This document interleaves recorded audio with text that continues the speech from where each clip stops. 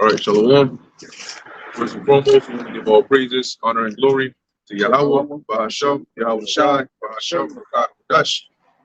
Double honors to the elders and the apostles of Great Millstone, and peace and blessings to the elect. And we are here once again. We're going to get right into it.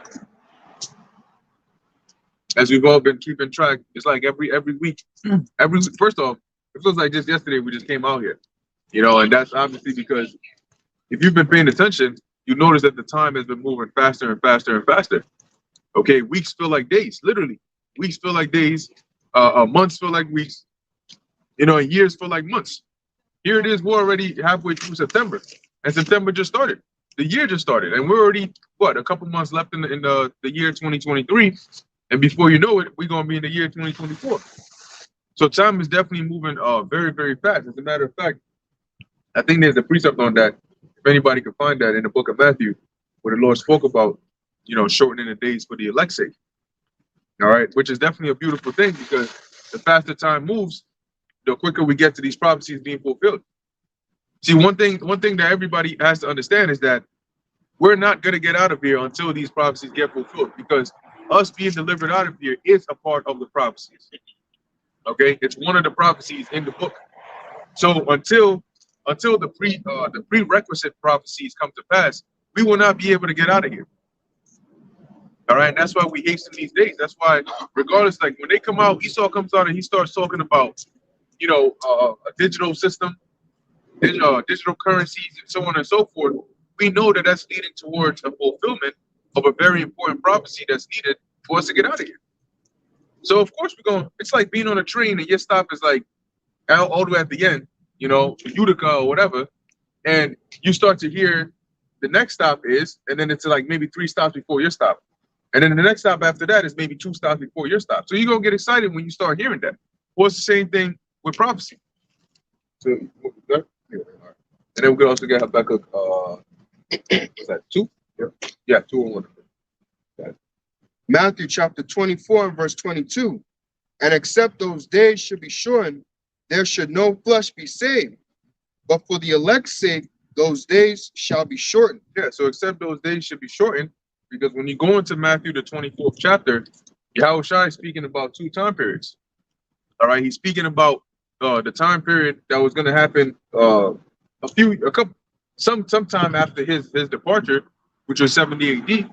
But also he was speaking about the time period of Jacob's trouble. And you got to be able to identify what verses in Matthew 24 deal with what time. Though that's a very important thing to understand as well. So as he's saying, except those days should be shortened, because during the time of this tribulation, which we're pretty much in the beginning stages of it now, there's going to be so much death. It's going to be so bad out here. And the closer we get to Jacob's trouble, the faster time moves. Except those days should be shortened, there should no flesh be saved. But for the elect's sake, the Lord is going to shorten those days. Because if he allowed this man to continue up in power as he has in his own mind, they would destroy the planet Earth. And then they would move to another planet and they will go and destroy that as well over a period of time. How is it that you are the one nation that comes up and you're worried about overpopulation, you're worried about climate change? The Earth been on here for thousands of years. You've been on here for what? A couple hundred years. And you worried about the Earth climate change and this, that, and the third, and all these extra propaganda ways. And you're the one causing it. So maybe the solution is you should take yourself out. Start rounding up Edomites, start with the elites, and then throw them somewhere, isolate them somewhere. Put them in a big ass garbage bag and throw them in space. When they're off the planet, everything is going to be good again. How about we try that? We tried everything else. So now, that was it on that? Just to add on to what you were saying, the 15th verse, what you were talking about was 70 AD, because he tells them that the desolation, abomination, desolation, spoken by Daniel the prophet. Yep. We just remember Daniel the 9th chapter, so that's going into 70 AD. Because then he tells them, ye that which be in Judea, flee into the mountain. That's right. And a lot of the Israelites fled. They didn't flee only into Africa. Okay, you had a bulk of them that did. Why? Because Africa was very, very close. When I say Africa, I'm mainly referring first to Egypt, right? It was very, very close to the land of Israel. You could walk, okay? You could walk there. So it was very easy for them to flee downward into Egypt and then spread out through the interiors of Africa. Because remember that you had a large community of Israelites in Egypt, mainly in Alexandria, Egypt. But that wasn't the only place where they fled. Some but fled, farther east and all different types of ways. Okay, but the bulk of them went in that direction. So now, yeah, let's get that. And then we can get Isaiah 13. Book of Habakkuk 2:1. I will stand upon my watch and set me upon the tower, and will watch to see what he will say unto me, and what I shall answer when I am reproved. Yep. And so that's what we're doing now, right? We're upon the high tower, and that's by getting into these scriptures. Okay, by understanding these scriptures, it gives us a vantage point over the rest of the world, so we're able to see further ahead. So when you start really getting into the knowledge, you start reading the scriptures and understanding it. That's you climbing up to the top of the ladder. And when you get that 100% truth of the prophecies of the whole book, really, you at the top of the tower, and then you can really watch. That is why, real quick, let's get matter of fact, you get it. Ezekiel, the 3rd chapter and the 1st verse. That is why the Lord first told Ezekiel to eat the roll, and then go and speak to the children of Israel. So when you eat the roll, you start gaining that knowledge. Oh, what's the MOTB? Oh, there's gonna come a period of times where they're gonna implement this device and try to put it inside of people. Yeah. That's you being able to see further ahead than the average individual here. Really being able to see into the future. So we can tell the future. No, third chapter, 1st verse. Yeah. So we're able to see into the future by understanding the scriptures. And it's really only for the elect, because they're the only ones that are gonna believe. Go on, to bring that up. This is Ezekiel 3:1. And it says, moreover, he said unto me, Son of man, eat thou findest. Eat that thou findest. Go on. Eat this roll and go and speak unto the house of Israel. And the roll represents the Bible. Okay, at least in our time, we also ought to adhere to what was said to Ezekiel. So we got to eat this roll. We got to consume it with our minds. You're not gonna open it up and start chewing it. That's just plain madness. But you got to consume it, read it, and understand it. That's how you eat it with your mind. Food for thought, as they say. Right? So after you eat it, then what? And go speak unto the house of Israel. So go and speak unto the house of Israel, because then you're going to know what it is you're supposed to teach them. Isaiah 58:1, lifting up thy voice as a trumpet. Okay? So that's what we're doing. Eating that roll is putting us upon that high tower, as we read in Habakkuk, the 2nd chapter. Let's go on. Precept? No, you can bring it out. Luke 21:36. Watch ye therefore, and pray always, that ye may be accounted worthy to escape all these things that shall come to pass, and to stand before the Son of Man. That's right. Bring it out. Yeah, so watch, like we was going into, being upon the tower, you have to watch. And in order to watch, you have to have the spirit of prophecy. Because what are you going to be watching for? Right. We're not in an actual physical tower now. We're watching the news, or watching current events, or watching the news sites. We are sharing information to see what is actually coming to pass upon the earth. And that's all part of being a watchman, and to warn the flock so that they can be prepared for the times to come. It says, so that ye may be accounted worthy to escape all these things that shall come to pass. So watching and paying attention to what's going on is directly tied with being delivered from those things that are coming. So our people like to bury their head in the sand about what's going on in the world, but the scripture says to focus on it and to be prepared for it. Because they say that's not happening for 50 years, or you've been talking about America falling for so long, but we're actually in the time where all these things are coming to pass. And if you can't see it, then the Lord didn't give you the spirit to see it. Yeah, because when you watch it, doesn't say when you're watching, you react to what you're seeing, right? So if a watchman sees maybe the storm is a flood, or the army, or whatever the case is, you're gonna react by getting your ass out of there, and then that you may be accounted worthy to be delivered. So in our sense, when we watch, oh, this is what's about to happen, so we're gonna start repenting, we're gonna start preparing through the Spirit, building up our faith, that Lord willing, we may be accounted worthy to be delivered. Oh, I was gonna add on to what both of y'all said, That's what separates us from those who are in the church, because those who are in the church are not told what to look out for, right? Like you gave the example, right? When we see these things happen, what we repent, we change our ways. Now let's use that in terms of like weather. If you hear or if you listen to the forecast on the news, I think that's meteorologists. Yeah, the water. What they say it's going to be rain, you're not going to go out there with just a t-shirt and stuff. What? You're going to get the proper time to be prepared to go out there if it's going to rain. You're going to get yourself a rain jacket, get yourself an umbrella, you're going to get yourself some boots so you don't slip and fall, so you can be prepared to deal with the outside elements. You're not just going to go out there with a t-shirt and things like that, and the next thing you know, you get sick, and people are like, why are you out here like that? So it's the same thing. You have to, like Brother said, look at what's going on in the world and be prepare yourself for it. And that's what happens in these churches. They're not prepared for it. All they're told about is prosperity. They're told to look for things of this world. They're not told to look ahead. That's right. They're told to look behind. That's what they're doing. So when they finally turn around and look ahead, reality is gonna hit them right in the face. Keep going on that. Habakkuk 2:2. And Yahweh answered me and said, write the vision and make it plain upon tables, that he may run that readeth it. That's it. Yeah. So write the vision, make it plain upon tables. So when you read this, those that understand it, what happened when you first heard the truth? If you were sincere about it, you made haste. You know, personally, when I first heard the truth, I felt like I was behind. Like I had to play catch up. I'm like, damn, all these things I was supposed to be doing and I ain't doing it. Oh shit! You gotta stop them lineups. You gotta stop eating pork. You gotta change it. They know this. They made back in the day they made this thing they called a TYB season, right? Take your bitch, which is basically adultery, right? And they promoted that thing, where it was like they had cuffing season, then they would have that.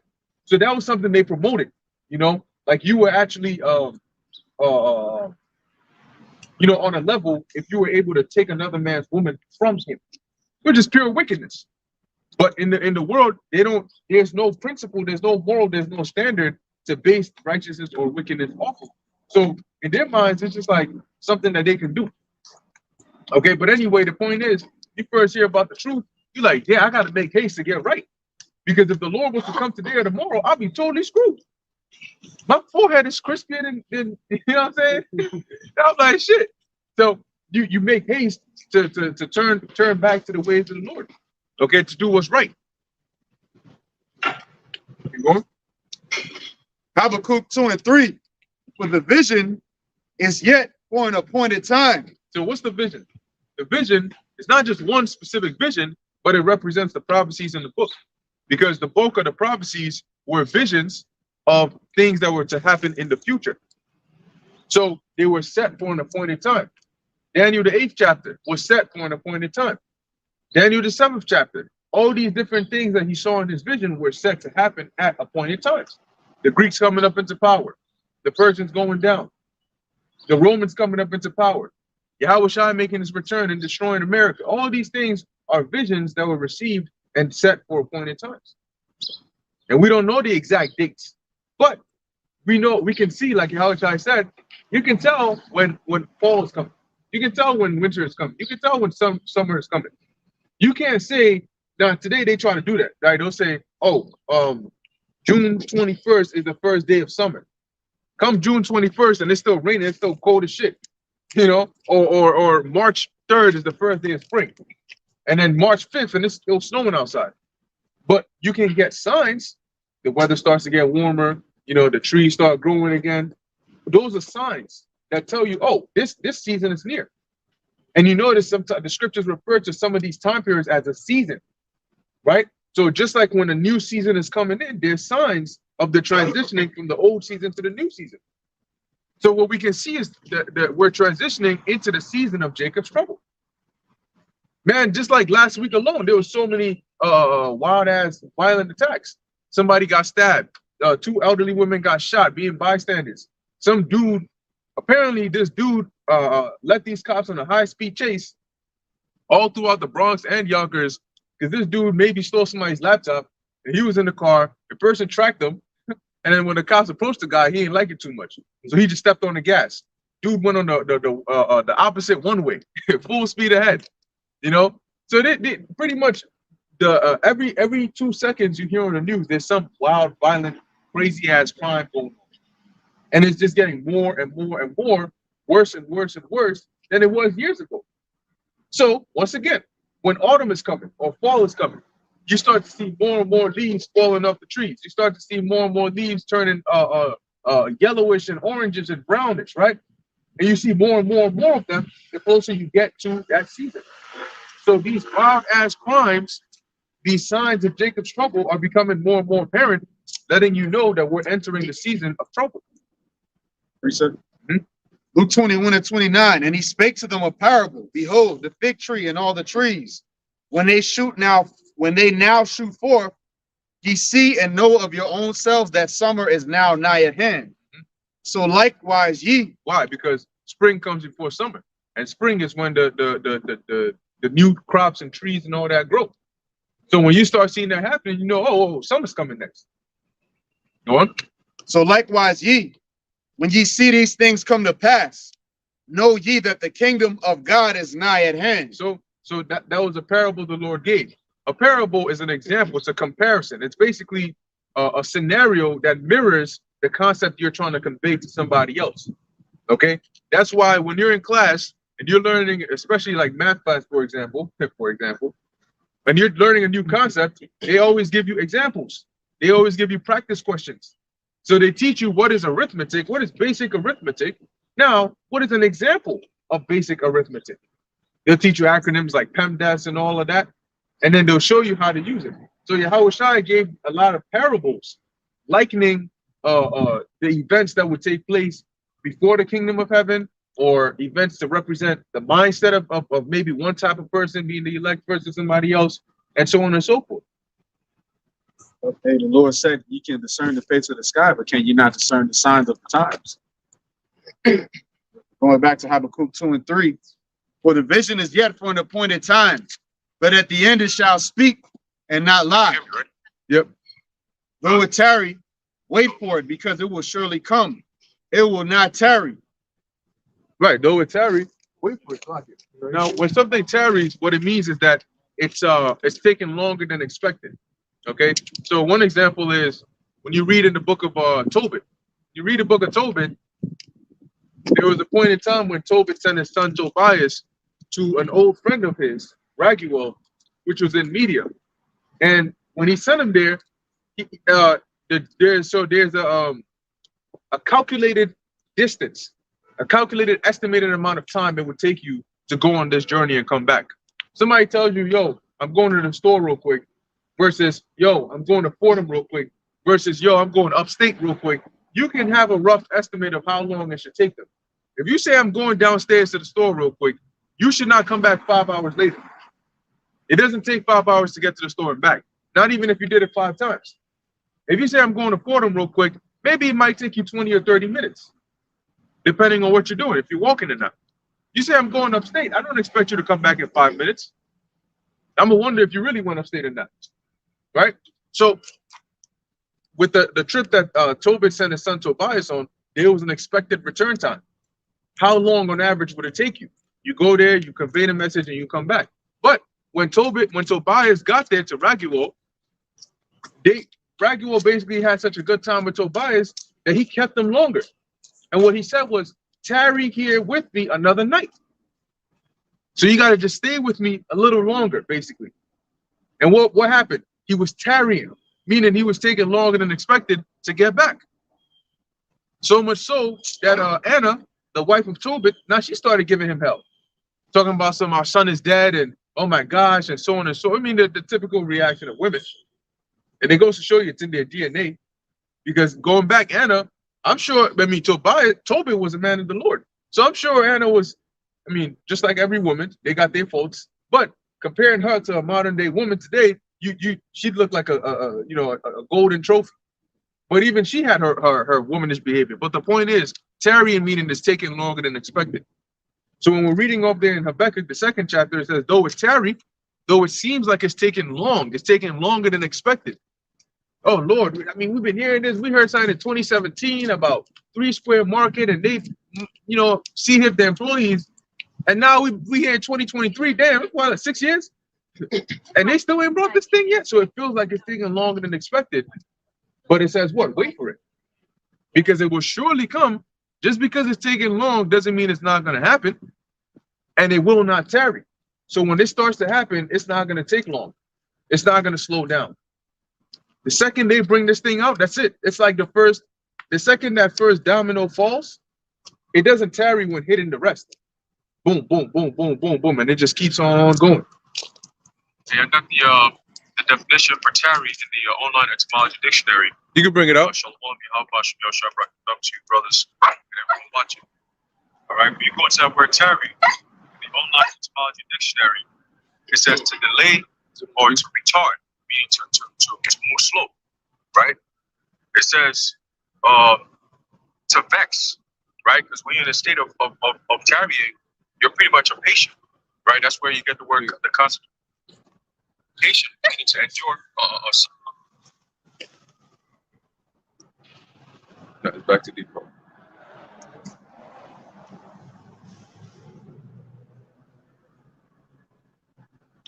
Heavenly Father book, his words.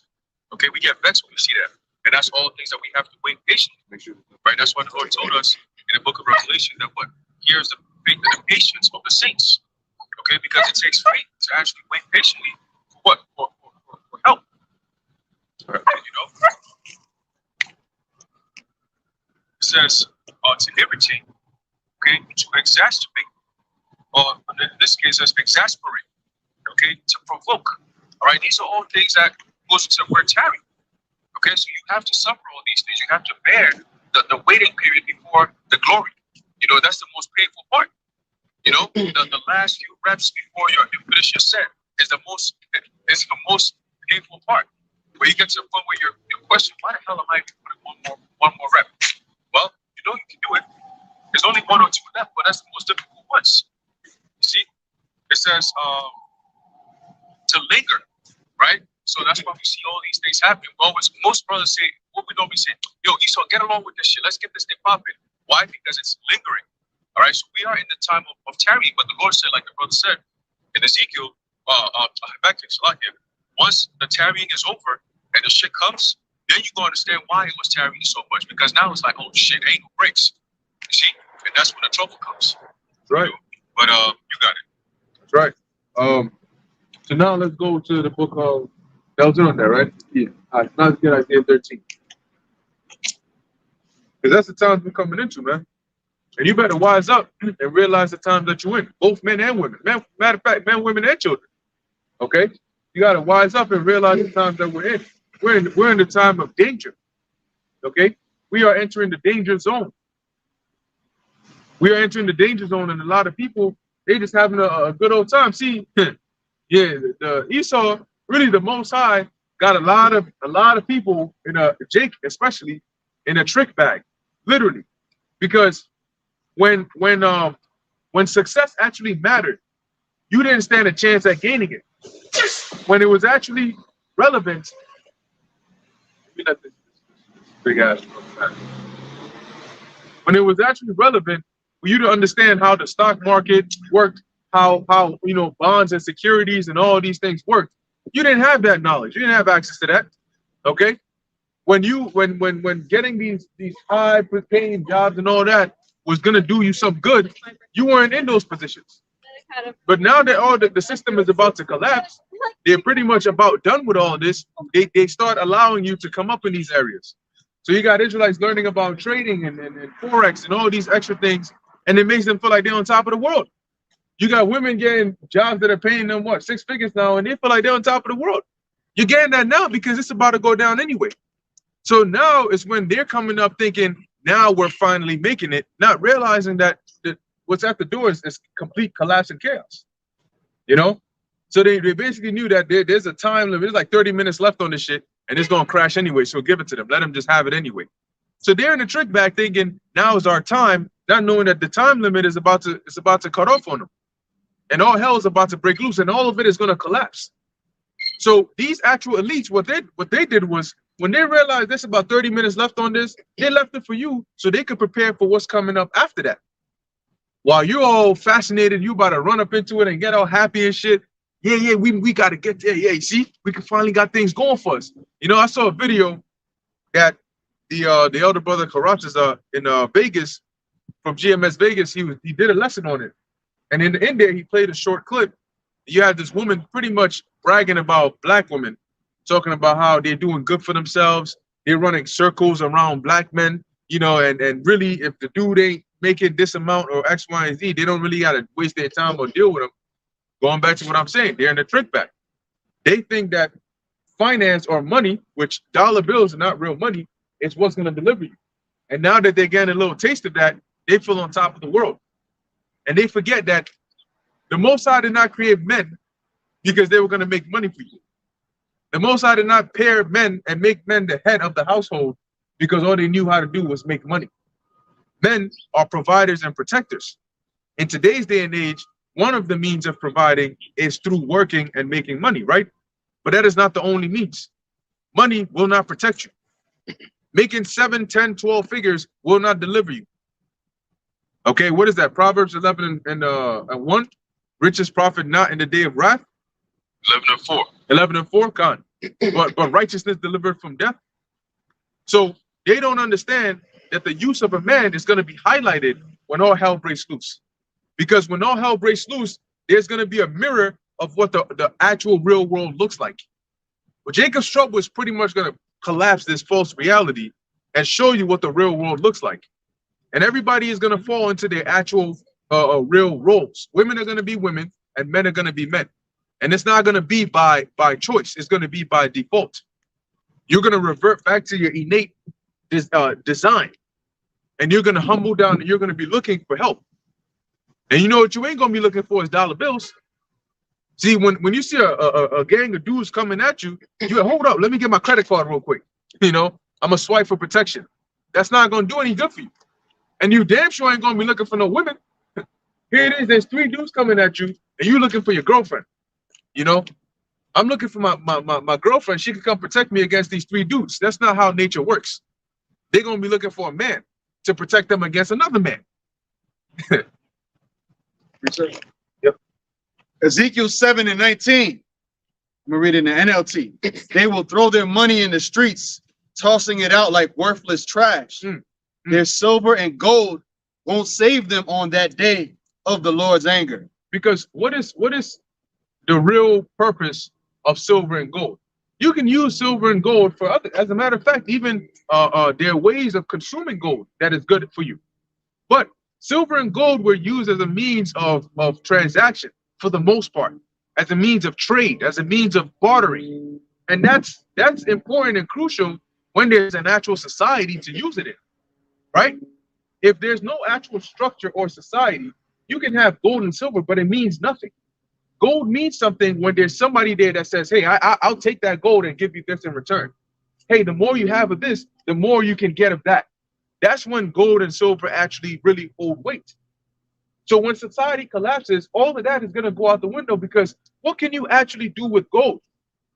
The conceptual value of it is really what adds to it its rarity or its importance. The fact that knowing this person has gold means they're rich, which means they have more privileges. But when it comes to your life and death, you can't redeem your life with gold. When you're hungry, you cannot eat gold. You can use gold to buy something or barter for food, but once again, there needs to be a barter system which depends on a working and functioning society or some community of that sort. So that's why they're going to be throwing it out in the streets, like in the movie I Am Legend.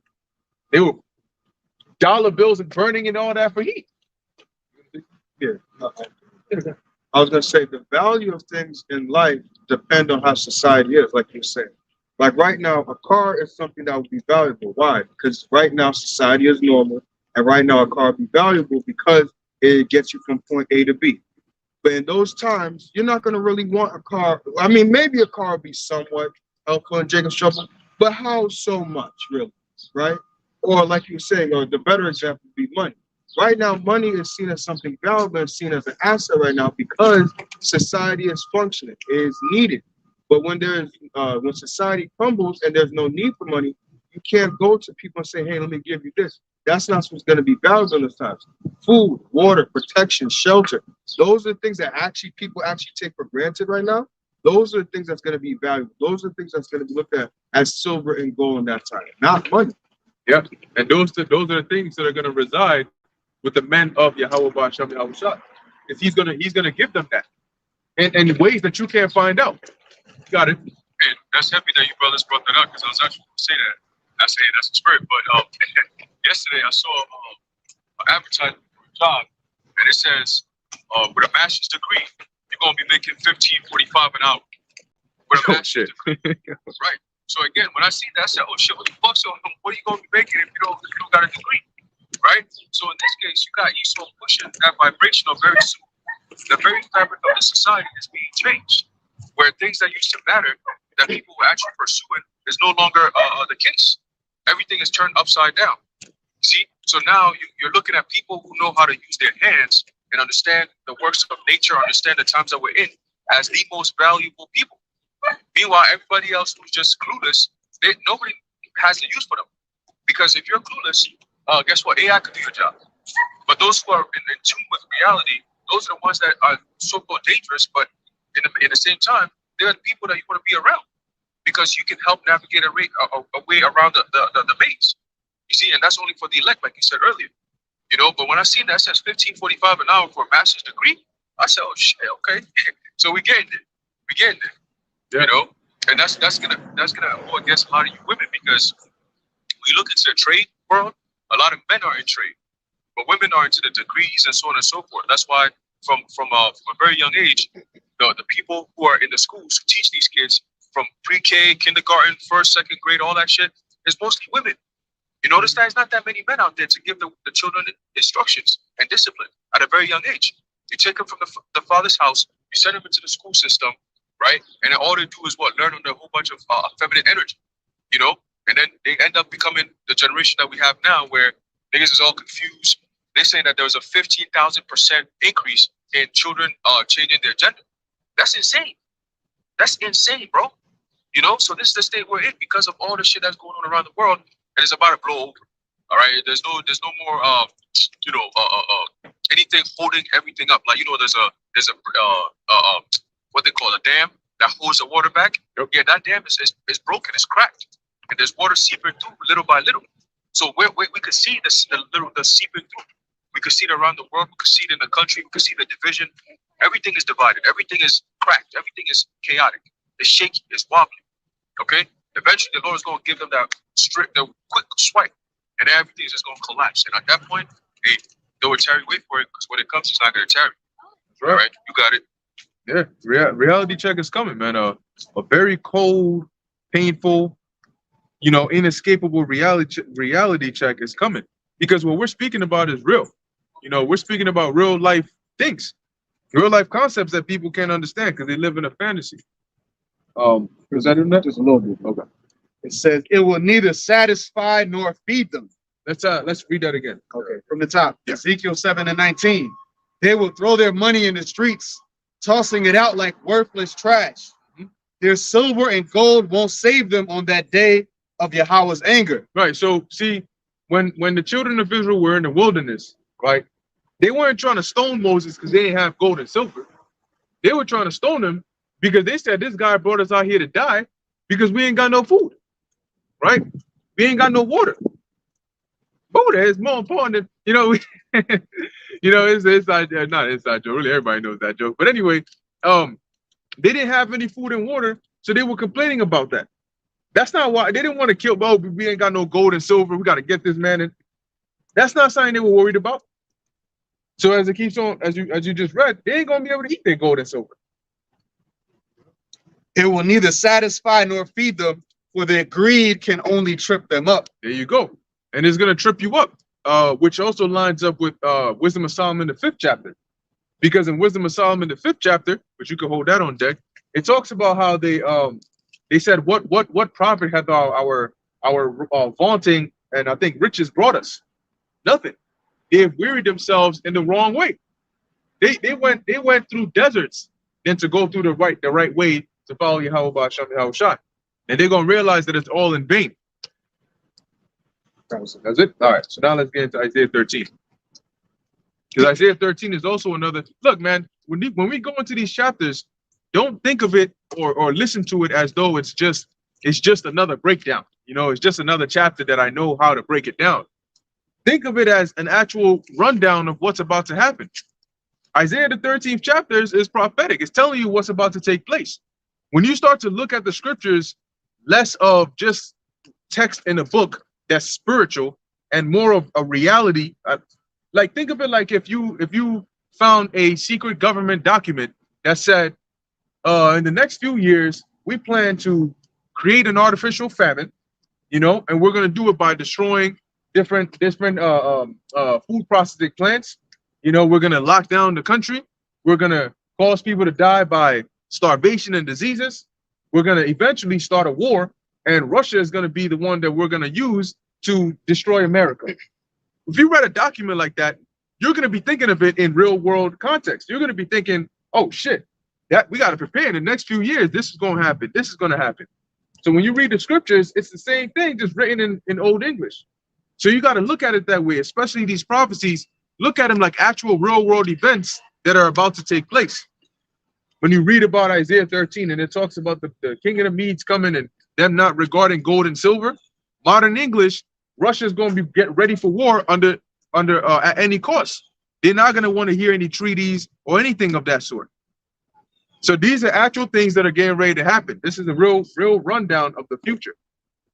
So let's get into it. 5.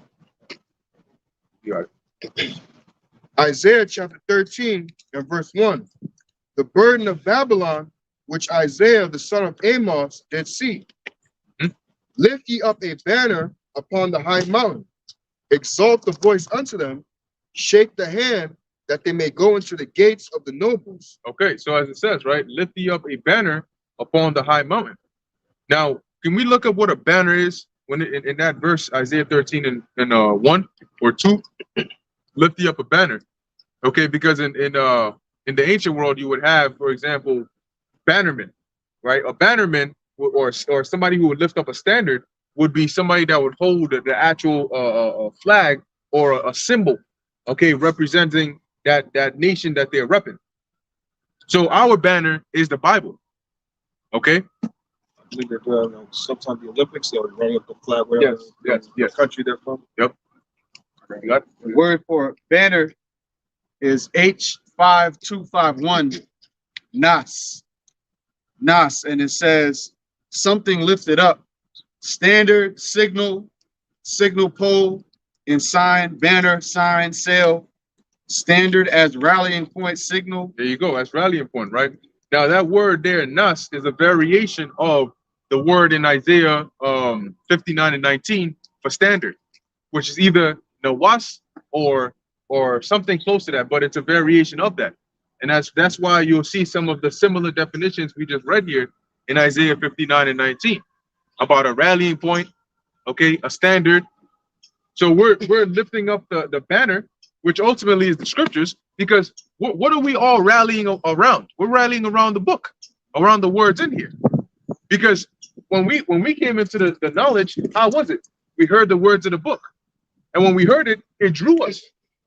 It wasn't because of the actual men, but it was because of what they were saying, and what they were saying came from the book.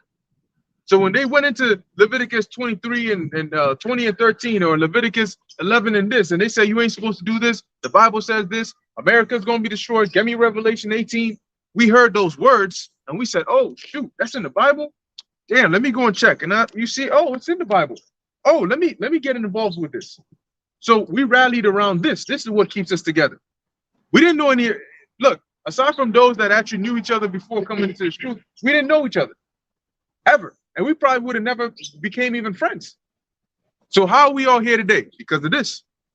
Men of different walks of life, different histories, different age, but we're all here because of this. So this is the rallying point. This is the banner that's being lifted. Hey, You know the word it says there. you said that. That's beautiful. Oh, select it, brother. You got something? Yeah, just a quick thing about the word Nas there. Another word there, it says signal. Like a traffic signal shows you when to go, when to stop, or a sign for a business tells you, well, come here if you want this such and such good. So this is what's telling us what to do. It's coordinating our movements, the scriptures, which is that signal, that sign. Yep. That's right. Hey, that's your pop, bro. That's heavy. And I'm going into the word banner here. On the online etymology dictionary, it says identifying sign. Okay, identifying sign. What do we use to identify ourselves as Israelites? The scriptures. Okay, both the history and the prophecies. All right. It says company under banner. Right.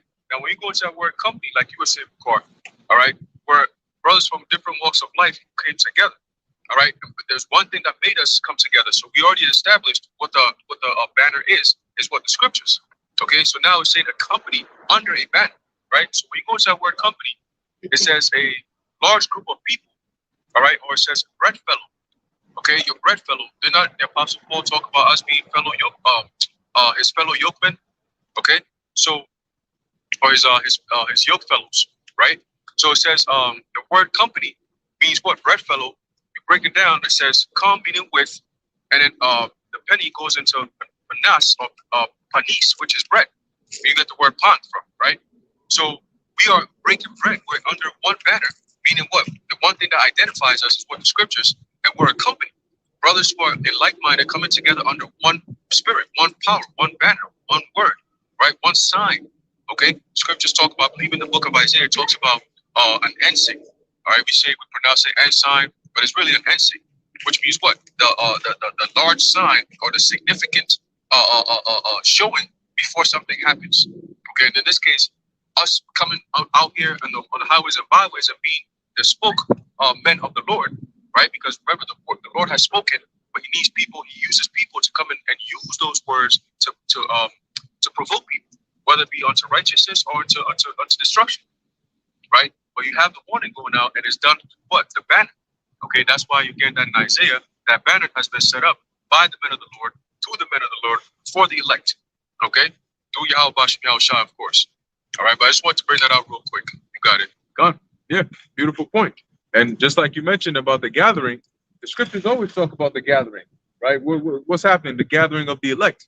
And in any case, when you gather something, you always have somewhere where they gathered into. If you're gathering, different, you're walking around and you're picking up, I don't know, different apples, right? Apple picking. You gather apples, you put it into a bag, or you put it into a net, or you put it into a basket. There's always something where everything that's gathered goes into. If you say, hey, we're going to have a small gathering at my place is what's attracting us all to be in that same vicinity, right? So what we're gathering around, like you said, is the banner, which is the scriptures. So let's keep on going. Verse 3, it says, I have commanded my sanctified ones. I have also called my mighty ones from mine anger. Mm-hmm. So ultimately, who are the mighty ones? The angels. Okay? I was going to say those that rejoice at my highness or something like that, right? Right, even them that rejoice in my highness. Right. So ultimately, the Lord, we are the sanctified ones, and the mighty ones are the angels. Okay? And it says, even those that rejoice in my highness. And then the scriptures talk about how the angels worship the Lord in the heavens, but it also talks about how on their part he is evil spoken of, but on our part he is glorified. Okay. And as it says, right, they rejoice in my highness. Now, when you also read in Revelation 12, it talks about what's that? Rejoice, ye that dwell in the heavens. Woe unto them that woe unto the inhabitants of the earth. Keep going. Verse 4. So actually read that verse again. Isaiah chapter 13 and verse 3. I have commanded my sanctified ones. Mm-hmm. I have also called my mighty ones from mine anger. Right. So he commanded his sanctified ones. What did he command us to do? To go out there and push this word. And then he also did what? I have also called my mighty ones from mine anger. Right. He has also called his mighty ones for his anger. Go on. Even them that rejoice in my highness. Mm-hmm. Go on. Verse 4. The noise of a multitude in the mountains, like as of a great people. Mm-hmm. A tumultuous noise of the kingdoms of nations gathered together. Because that what are they going to be gathered together for? They're going to be gathered together for war. As a matter of fact, pause there and real quick, let's get Zephaniah 1 and 8. Because we're going to find out, ultimately the Most High is going to be doing the gathering. Okay, he's going to be doing the gathering of these nations. And how is he going to do it? tension, war and geopolitical tension. The whole situation with Ukraine, you notice how Ukraine and Russia now is getting more and more people involved. It's like in a community, right? If all of a sudden you had two people that they just started going back and forth. Yo, so what's up? Yo, you just hear a loud ass noise, bang, in about 5 minutes, 10 minutes, 15 minutes, you're gonna have a gathering right around that area where the drama's going on. Everybody's looking at what's going on. Somebody's trying to be a peacemaker. Somebody's jumping in there saying, yo, chill, chill. Somebody's just inquisitively looking in there. But there's gonna be a gathering around the area where there's some tension or conflict going on over there, right? So the same thing that happens on that community level, it also happens on a geopolitical level. When there's tension in a particular area of the world and it's involving powers of interest, there's going to be a gathering over there, either by the allies of one side or the allies of another or some neutral powers, but there's going to be a gathering over there. That's why you're seeing what's going on there with Russia and Ukraine.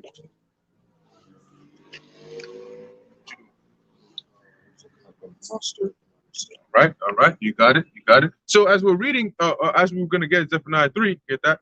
Was it 1 and 8? That's it. Let's get 1 and 8. I think it's 1 and 8.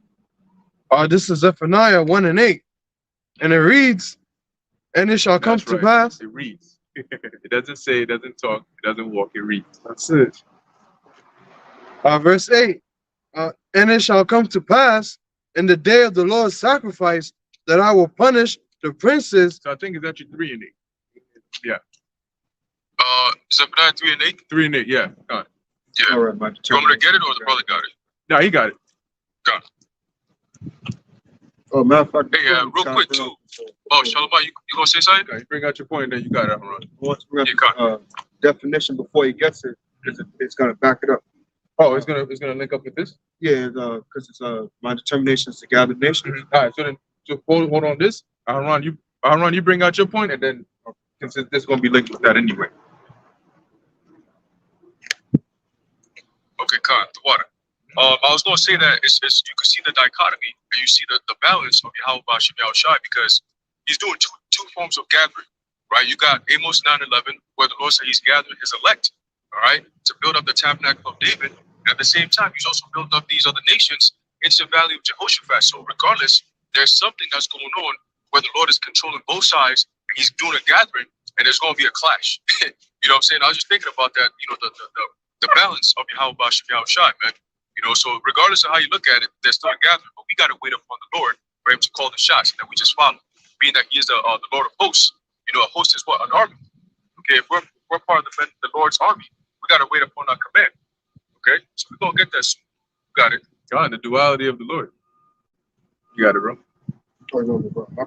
Yeah, the mustard, right? Yeah. It's gonna link with. This is the just simple Google definition for muster, right?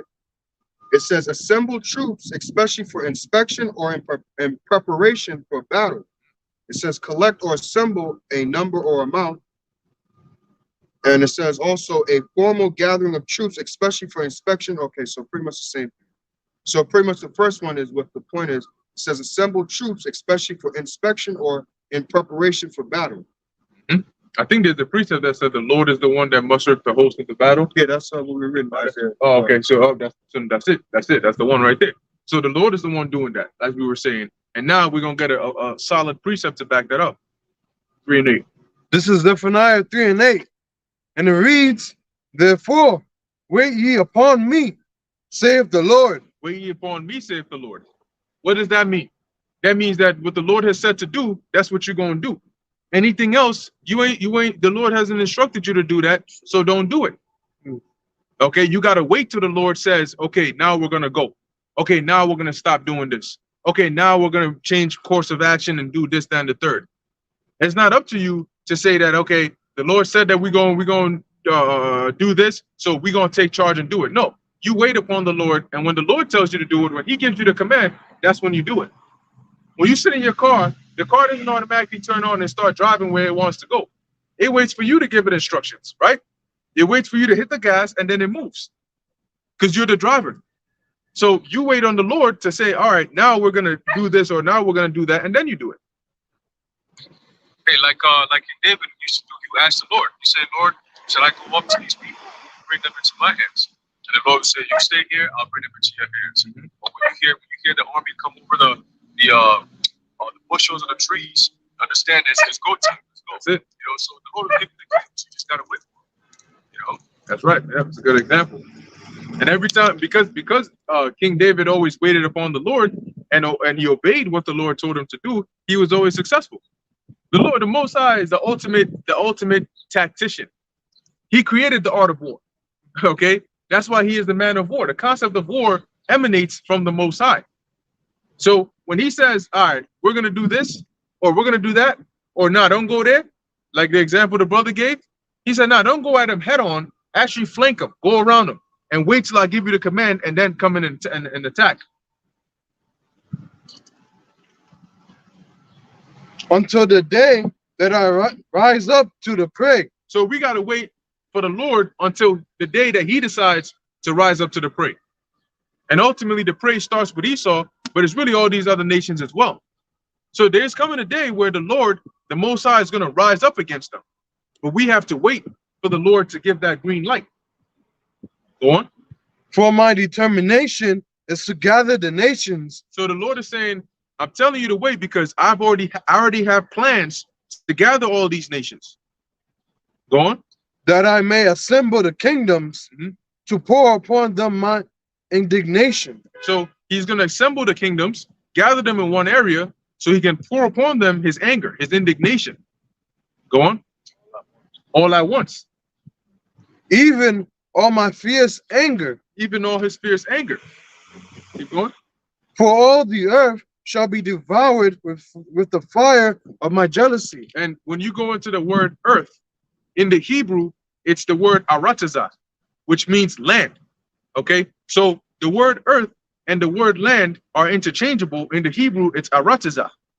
So it depends on the context that it's being used in. When the Lord says here in this verse, for all the earth shall be devoured with the fire of his wrath, it doesn't mean the entire planet. It means that that specific portion of or region of land is going to be destroyed or burnt up. And even in that, what it means is the elements on the land or on the soil will be reduced to their base form. That's what the missiles are going to do. And the lasers from the chariots. So that was it on that.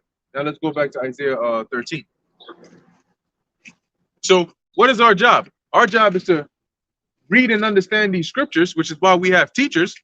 And then we're supposed to teach. So we take the scriptures, and the reason it's called a breakdown is because you take the content of it and you break it down into terms and words that are easier to be understood. And sometimes it involves a bit of examples and translations, meaning you take the Old English and the concepts and you put it into more modern concepts for people to understand today, using more modern examples. Okay? Mushing baby food, make it easier for them to swallow. Yep. You ain't gonna throw a chicken, a steak with all of the bones and all of that in there on a plate for a baby and give him a fork and knife. Tell them get to work on that. And even if you were to watch them do that, even they know, like, they'll look at it and be like, I can't really like. So sometimes, like, when people read the scriptures, like, they have that like face, like, I don't really understand it. That's why you come in, mush it, so that way it's like here. So that way it's like, okay, I get it. On. I'll read verse 4 again. Isaiah chapter 13, verse 4. It says, the noise of a multitude in the mountains, like as of a great people. Now, this actually, matter of fact, let's also get that in Joel, the 2nd chapter. What we're reading here in Isaiah 13 it's talking about the nuclear missiles and is describing them as what it says, as of the multitude of a great people. But it's not talking about actual people. Okay? You did Joel 2, and you can start at 1, but hold that. Don't start it yet. We're going to keep going on here a bit more because it parallels. So you want me to read back? Yeah. So, You got something we'll see how it goes. So verse 4 again says, the noise of a multitude in the mountains, like as of a great people. And that's emphasizing like a great people as if there was like a large army. And that's emphasizing the sound because these missiles are loud. Do you know why they don't take a nuclear missile and take it into the middle of Manhattan and then test it over there? Not only because obviously when it hits, it's going to be destructive, but when they launch these missiles, when they do those missile tests, go on YouTube and type in missile launch test, and then when the video comes up, look at the environment in which they're doing the tests. See if you find any cities or buildings or marketplaces around. No, they go into remote areas that look like deserts, or sometimes they'll mount them onto these pads that they could take on the water. And the reason is because these missiles, when they launch, they're very loud. Okay, there's a lot of force and power behind the launching of these basic types. Now, obviously, they can build in mechanisms to try and make it not as loud, but for the most part, when you're launching a missile out of a silo, it's not a quiet thing. And anything of size that cuts through the wind at a fast pace makes noise. You know why those real super fast jets, when they fly over you, they make that loud ass sound? That's them cutting through the wind at a fast pace. They make a loud noise. So the scriptures are emphasizing that these missiles are not silent. They make a loud noise. When you hear thousands of missiles being launched, that's going to be loud. You're going to look up, oh shit. You're going to just see them, boom, boom, boom, boom, boom, boom. You know? They're going to come down like Armageddon. You got it? Continuing, it says, like as of a great people, a tumultuous noise of the kingdoms of nations gathered together. Mm-hmm. The Lord of hosts mustered the hosts of the battle. Right. So like you said, the Lord of hosts musters. So he prepares these. Oh, what's that in now you could jump to Joel 3. I think it's Joel 3 and around 7 or 9. It talks about waking up the mighty men of war. The Lord is the one doing that, because he's the one mustering up the host, preparing North Korea, putting it into their mind to start Rocket Man, right? To start launching the missiles to Russia to prepare and do joint war games with China. Israel is doing the same thing. The U.S. is doing the same thing. They're all preparing. Everybody's preparing. They're not, look, man, they're not going, they don't need to openly come out and say, hey, we're preparing for war with Russia. That's fine. But why are you testing nuclear missiles and nuclear missile defense systems? What's that about?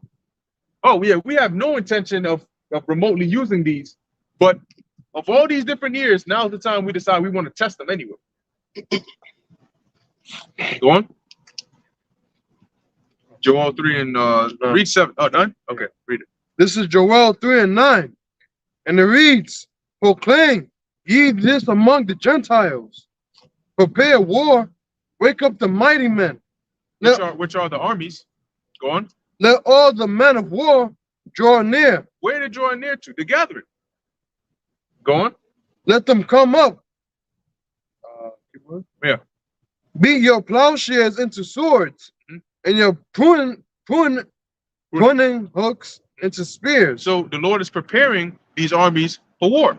So you'll hear, oh, Iran just purchased, X, Y, and Z war drones from Russia, or Russia is sending these arms to Iran, or Russia just came out with the Satan 2 or Satan 3.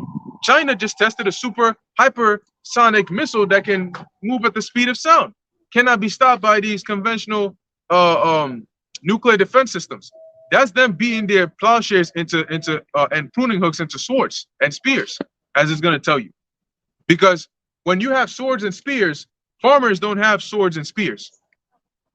Armies and soldiers have swords and spears. Soldiers don't have pruning hooks and plowshares. Okay, they have swords and spears because they're going to war. So when it says basically convert your agricultural weapons into war weapons, that means that you're going to be using them for war. Go on. Let the weak say, I am strong. Now, what's an example of that?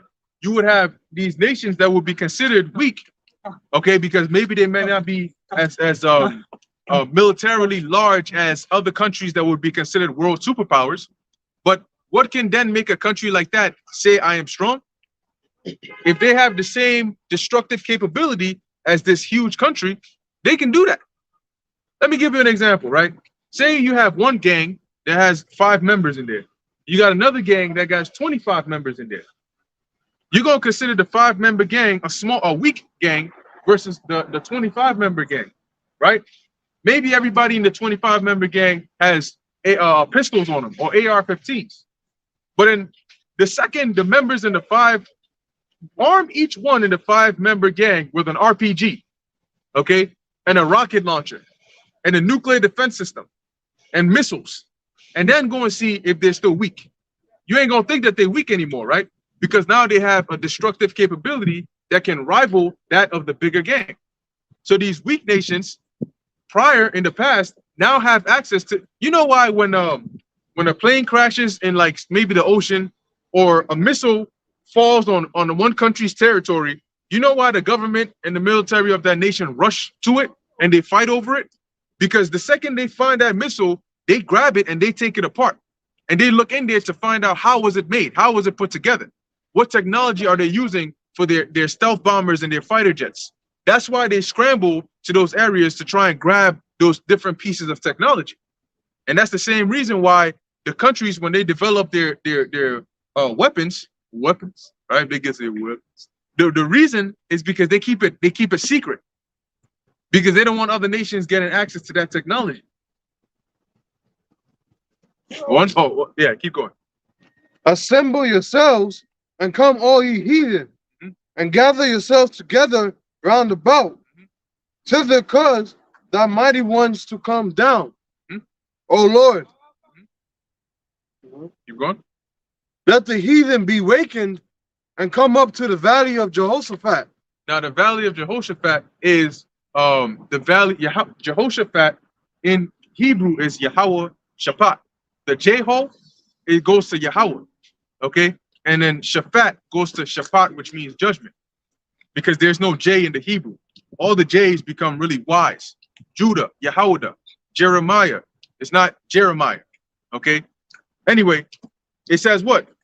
Wakened, right? Let them all be wakened and come up to the valley of Jehoshaphat, because that region where they're gonna be at, a lot of that region on a if you look at the landmass on an altitude level, it's much higher than other parts. Like you read in the scriptures, they'll say, "When we went up to Jerusalem, and then we went down to Antioch, or we went down to Damascus." And then you're looking at the map and you're saying, "Wait, Jerusalem is here, Damascus is north. Why is it saying they went down to Damascus?" Because they descended from Jerusalem. Damascus and Jerusalem is at a higher altitude. Okay, so that's pretty much what we needed on that. Now we can go back to Isaiah 13.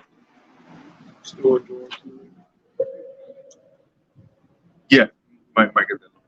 Got it. Verse 5, Isaiah chapter 13, verse 5. It says, they come from a far country, from the end of heaven, even the Lord and the weapons of his indignation to destroy the whole land. So what is this that it's talking about? Real quick, you know what I'm talking about? You know what I'm looking for? Isaiah 56. I think it's 56 and 17. No, I just lift that blow. Yeah. 54. 54. Yeah, 54 and 16. Water. So let's read what you just read again. Isaiah chapter 13 and verse 5, it says, they come from a far country. What is that talking about? The nuclear missiles. The nuclear missiles come from a far country because the nations that are going to be going to war with each other, for example, US and Russia, are on different sides of the world. Okay? Go on. It says, from the end of heaven, even the Lord and the weapons of his indignation. And the weapons of his indignation, the weapons of his anger, which we're going to read about in Isaiah. Go on. To destroy the whole land. So what's the purpose of those nuclear missiles? They're going to be used to destroy the whole land. Now, what land is that talking about? It's talking about the land of America. How do we know that? Because in the beginning of the chapter, it says this is the burden of Babylon that Isaiah did see. So the land that's going to be destroyed by those missiles that are going to come from a far country is going to be the land of America.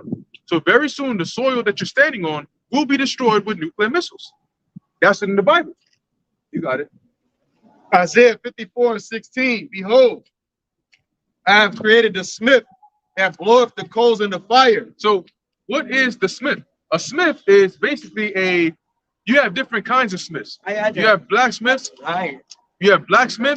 you got swordsmiths, you have goldsmiths, and these are pretty much like wielders. Okay, they take certain materials and they convert it into other things, or they make certain things. So when the Lord said that He has created the smith,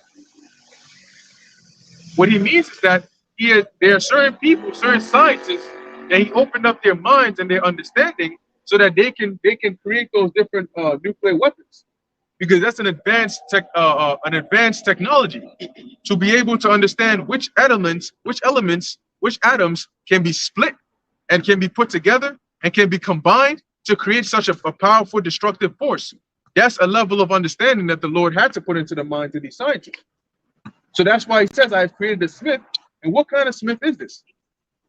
Hey, real quick, if you don't mind, I got the word smith in the Bible, the online etymology dictionary. Yes, sir. It says to fashion, metal with a hammer. It says to forge, to fabricate, to design or fashion. See, so like again, the nuclear physicists are the ones who come up with the design.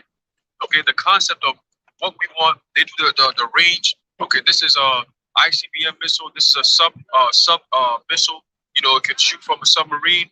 You know, they have ones that shoot from a B-12 bomber. You know, all kinds of different shit. Right? It says to design or fashion. Okay.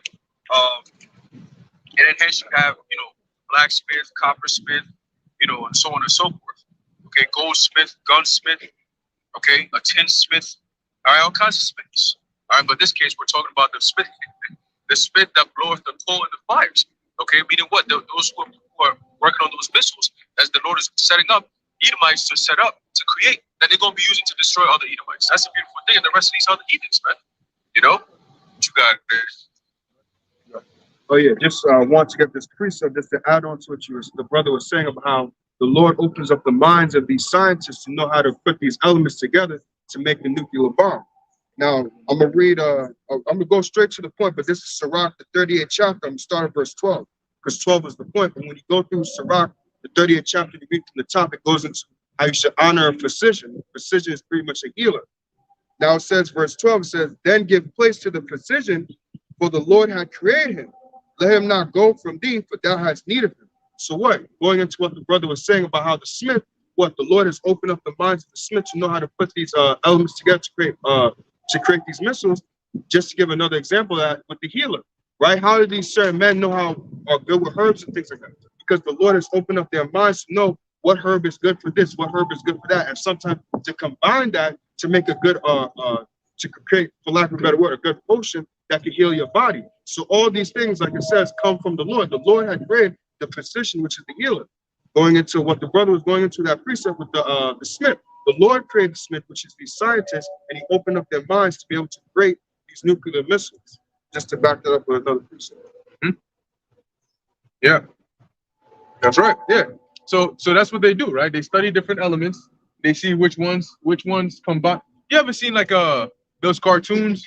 The scientist, he got a lab coat. He's mixing this. He does this, and then poof, the shit explodes. And then he's like, "Oh, I guess that's the wrong mixture." And then he tries to find another one. That's because he just figured out two different kinds of elements that should not mix, because if they do, they cause too much energy. Then again, they use the splitting of atoms. So they will get a certain element, they will get the nuclei or the nucleus of the element, and if they split that, it releases energy. So if you can get that in a large amount, you can have a large destructive force. They study all of these things.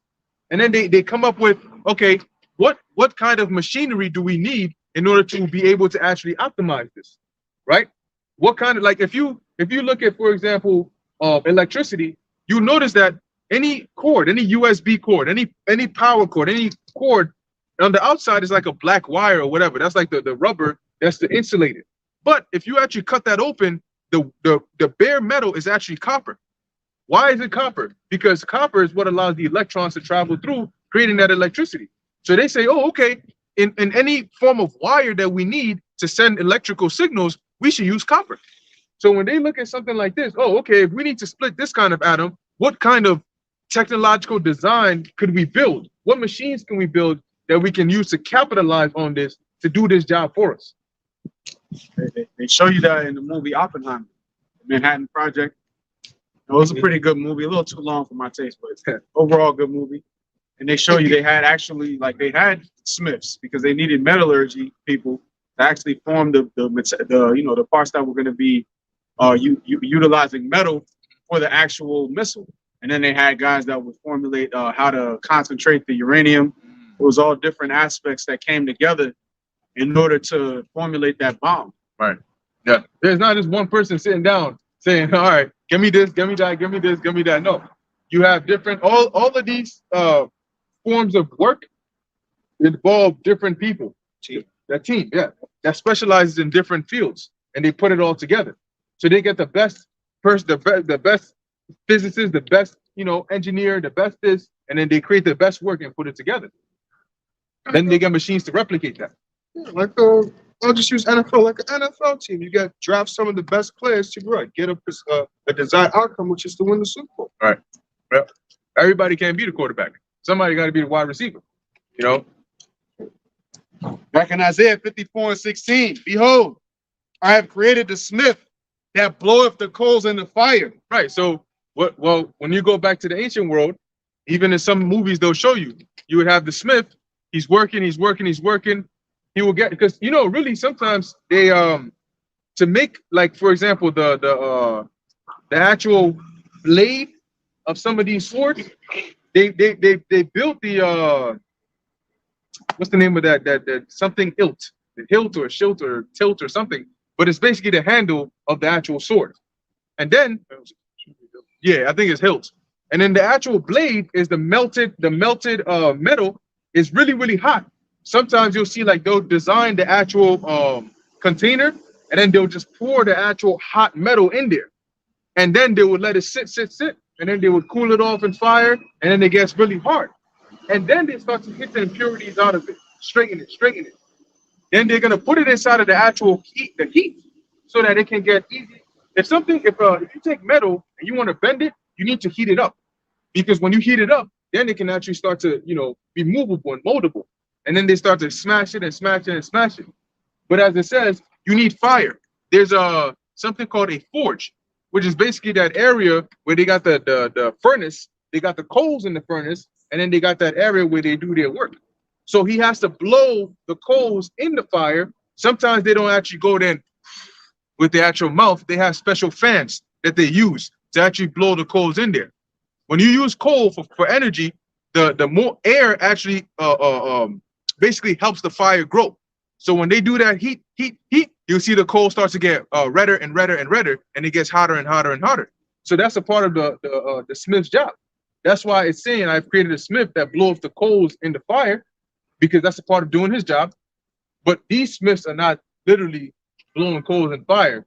The modern day version of that is them putting together, you know, these designs for these missiles.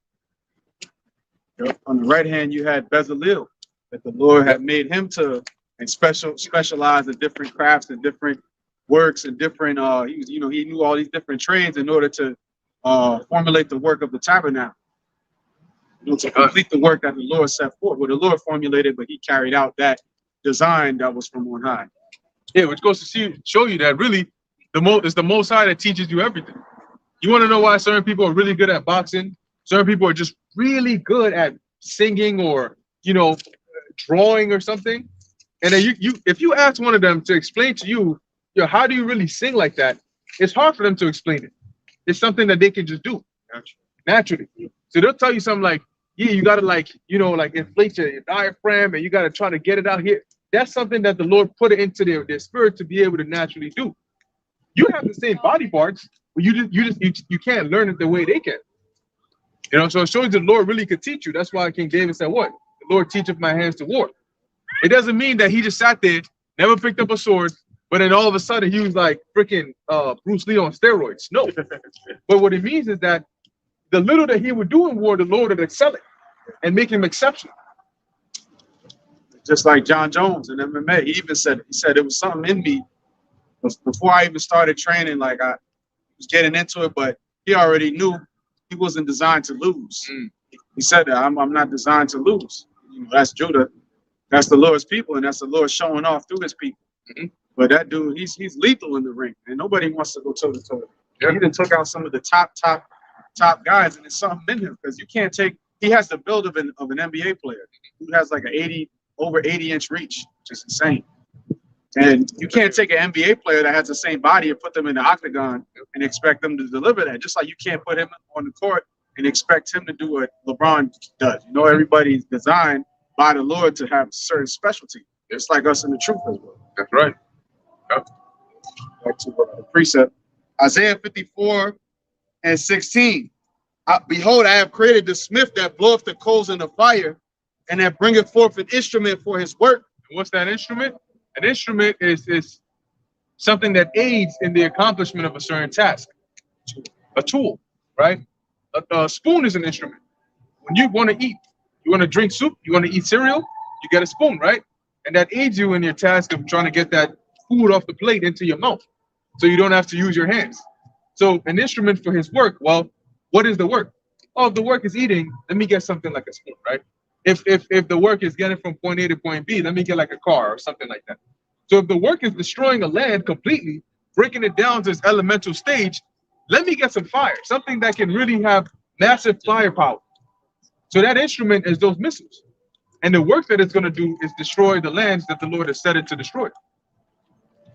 And I have created the waster to destroy. No weapon that is formed against it. And that's pretty much the point, right? So now let's go back to Isaiah 13. Isaiah chapter 13 and verse 5, it says, they come from a far country, from the end of heaven, even the Lord, and the weapons of his indignation to destroy the whole land. So we just went into Isaiah 54 to prove what the weapons of the Lord's indignation are, how they were created and what their job is to do, to destroy the whole land, right? I've created the waster to destroy. So he's going to bring those wasters here while them other countries pressing them red buttons, and those missiles are going to fly and they're going to destroy the land. Nah, you good.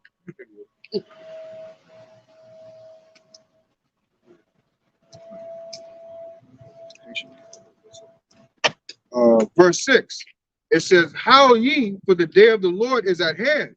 It shall come as a destruction from the Almighty. Therefore shall all hands be faint, and every man's heart shall melt. Yeah, so when the destruction comes, everybody's going to drop their plans of being G.I. Jane and Superman and all these things. That's going to go out the window because the fear, they're going to be crippled by fear, not knowing what to do. That's why it says all hands are going to be faint, and all what's that? Heart shall melt, meaning your minds, your thoughts, your plans, all of that is gonna just go down. Quick precept to back up that point. Yep. This is the book of 2 Peter chapter 3 and verse 10. It says, but the day of the Lord will come as a thief in the night, in the which the heavens shall pass away with a great noise, and the elements shall melt with fervent heat. The earth also and the works that are therein shall be burned up. So again, going back to the synonymous with Isaiah 13, because the earth and the works that are therein shall be burned up. Who are the people who are causing the works? The people. I mean, what's the cause for the works? It's the people, right? So the earth, meaning the land itself, the soil, the ground and so on and so forth, for which the missiles are going to land on, okay? Because remember, America has a lot of oil, petroleum, and so on and so forth underground, okay? And just because Biden closed down the pump reserves, it doesn't mean that there's no more. That's why he shut it down. No, okay? But that's the Lord put again, stirring up the minds of these kings, all right, to set up everything, because the Lord is the one ultimately setting everything up. He sent the angels down, he'd be like, okay, go roam around the Pentagon real quick, they think, oh my God, UFO aliens. Those are angels scoping out the land. Okay, back in the time of the transition, we're leaving the wilderness into the promised land. There was many times where Joshua was sending spies. Okay, he goes to the land of Jericho. Go spy out the land real quick. Let me know what their fortress is looking like. Do they have watchmen on top of the walls? How many do they have? Right? Okay, who are the people that are set up in the front that we can, disguise ourselves as and swing by and so on and so forth? What are the defense measures? How active are they in case of some type of intrusion, right? So you're testing all these things out before you make your move, So that's an Israelite custom to go out there and spy the land before you come in with the troops, So it's the same thing that the Lord is sending his angels to do, scoping out the land. And then we end up seeing them thinking, oh, hey, Shalom, hey, the angels are passing. Hey, they're on a mission. They're scoping out the land before the Lord sends them down. What? Like it says, thither cause thy mighty ones to come down. All right, so when they come down, you already know what positions they're going to be holding. You notice some chariots always be in a stationary position. They just stay there and they just be going off, blinking, right? That's all intel. You know what I'm saying? Whether you believe it or not, that's all intel that's being sent back to the Heavenly Father. Because you don't see them there every day. But every now and again, you see this particular chariot that just stops in one spot, and then he just be blinking, because he's collecting intel. He's gathering intel to send back to the Lord. He's an agent to the Lord. All right? And that's the righteous hand of the Heavenly Father, just like how you have the left-hand side. Some of the angels are sent to literally directly watch over brothers. And very soon it's going to be made apparent. When all hell breaks loose, right? The angels are going to be coming down and people are going to know it. Like, yo, it's this guy. They keep hovering over him. It's him. It's him. What's up with him? And they might be frightened, like, because the chariot might hover over somebody else, and that's instant death right there.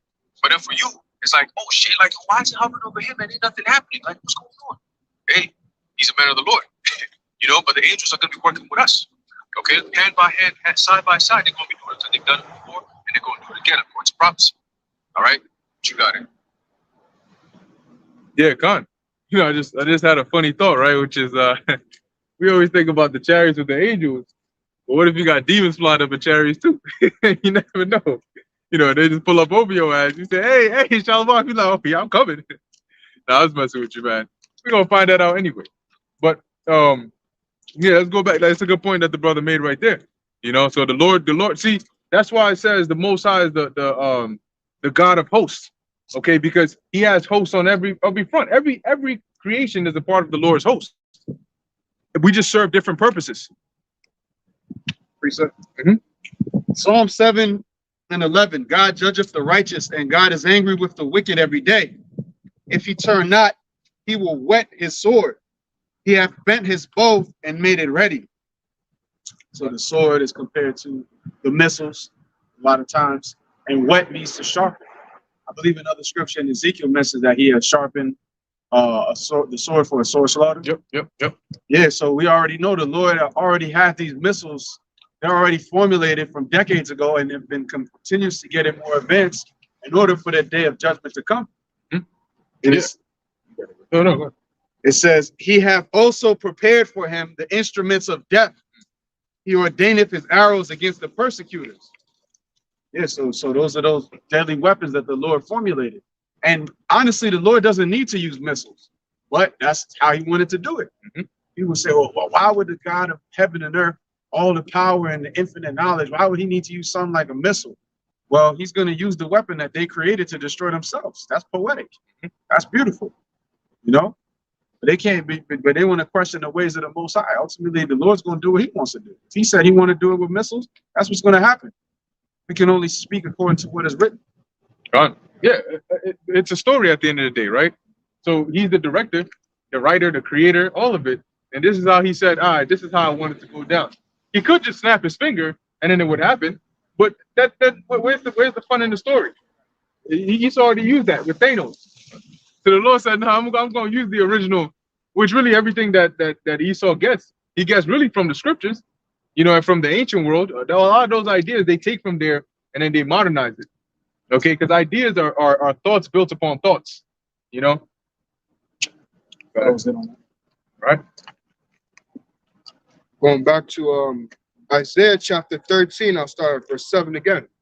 It says, therefore shall all hands be faint, and every man's heart shall melt, and they shall be afraid. Pangs and sorrows shall take hold of them. So what does this look like? In modern day terms, what this looks like is all hell starts breaking loose. You're hearing alarms going off here, there. You're hearing sirens. You're hearing what do they call them? Alerts on your phones. You're hearing explosions. You're hearing gunshots. You're hearing people screaming. And all of these things are happening. And you know what happens to people? They become afraid. They become very, very afraid, and they become paralyzed. They don't know what to do. They don't know where to go. You ever somebody enters a traumatic experience, it happens to them right then and there on the spot, and they freeze up, and they can't hear anything. They just stand there looking at you, like they don't see what's going on. And they do that in these TV shows, and then they simulate it by making the sound go quiet, and then the camera's a little blurry, and then you're hearing voices in the back that are all like blurry, and all of a sudden this comes back to regular. When somebody grabs the camera, hey, Tommy, we gotta go, man, we gotta go. You know, he's like, and then they finally go, right? He's afraid. He's paralyzed because them pangs and sorrows took hold of him. And like I keep on explaining, when the scriptures describe it very vividly, they're gonna take hold of you. Nobody wants to be afraid and have pangs and sorrows on them, but these shits are gonna take hold of you without you even consenting onto it, because of how chaotic and how bad it's gonna get out here. Witnessing people's life just snuffed right in front of your face. Oh, the first few episodes of the TV show Ozark, there's a scene where the main character, I forget the exact details, it's been a while since I saw it, but he basically ends up, he's a money launderer. So he ends up in this building, and he's on his knees next to some other guy who's also on his knees. And then I guess the top dog, right, the guy who runs everything, got a gun. And he's basically ready to put them both to death. You know, so he's like, look, you both gonna die today. And the guy's like, they all shook and shit. And all of a sudden, the guy on the left side of the main character gets shot right in front of him. Pow. And now his heart is beating because he feels, yo, I'm really about to die. This nigga said both of us are gonna die. He killed the first guy. I think I'm next. And so he feels like he's gonna die. In that very moment, the feeling he has is how a lot of people are gonna be feeling when that time of Jacob's trouble comes to pass.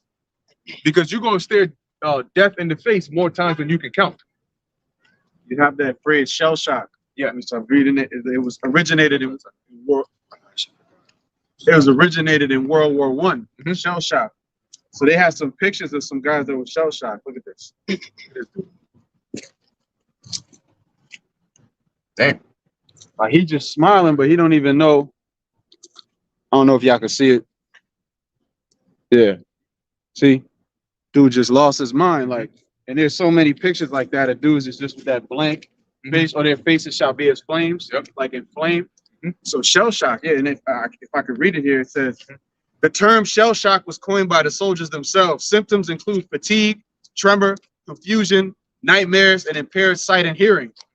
It was often diagnosed when the soldier was unable to function and no obvious cause could be identified. That's why a woman, especially, these are all men, and they got shell shocked by the horrors of war. So imagine when Jacob's trouble, which is going to be incomparable to World War I, World War II, all these other times that were considered times of tribulation. Imagine how it's going to be when the real tribulation hits before the Lord comes, those birthing pains. Women can't even drive on the road before panicking and nearly get into an accident. You know, something happens, they're so indecisive. They're always on the verge of, a woman is always on the verge of getting into an accident. Oh, I didn't know what happened. I just hit the back of the other car. I just blanked out. Imagine when shit is really going down. You got soldiers marching down the street, people getting shot right in front of you, you know, people getting dragged out of their homes. It's going to be so crazy, man. And that's why we need the protection of the Lord in that day.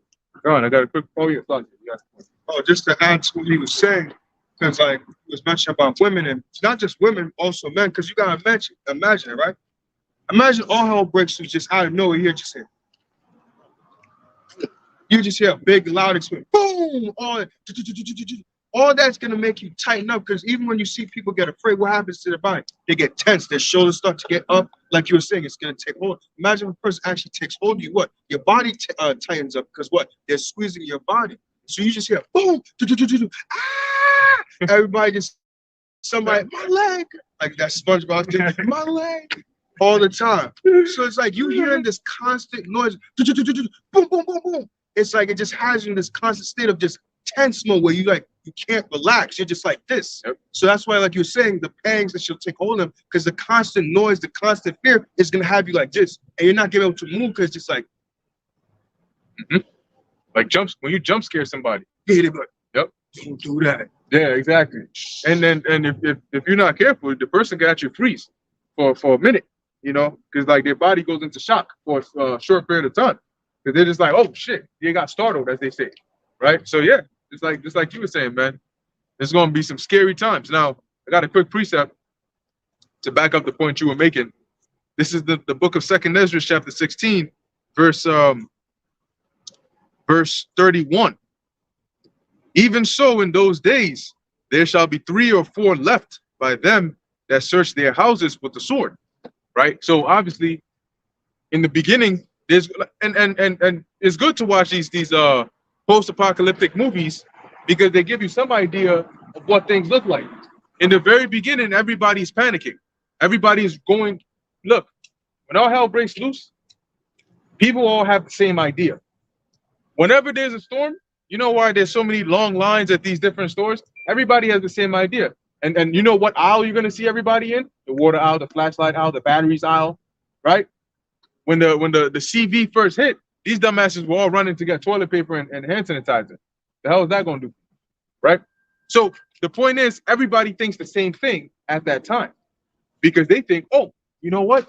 Everybody's gonna want water, so let me be the first one at the store. Let me go at 5 a.m. to the store and get water, and then they go and find everybody else there at 5 a.m. because the next person also thought, oh, the next guy's gonna want to go there at 5 a.m. Or at 9 a.m. Let me go at 5 a.m. So everybody's gonna want to do the same thing at the same time, and there's gonna be a lot of panic. So it's usually the first few days of the chaos that a lot of people die off. Okay, it's like a stampede.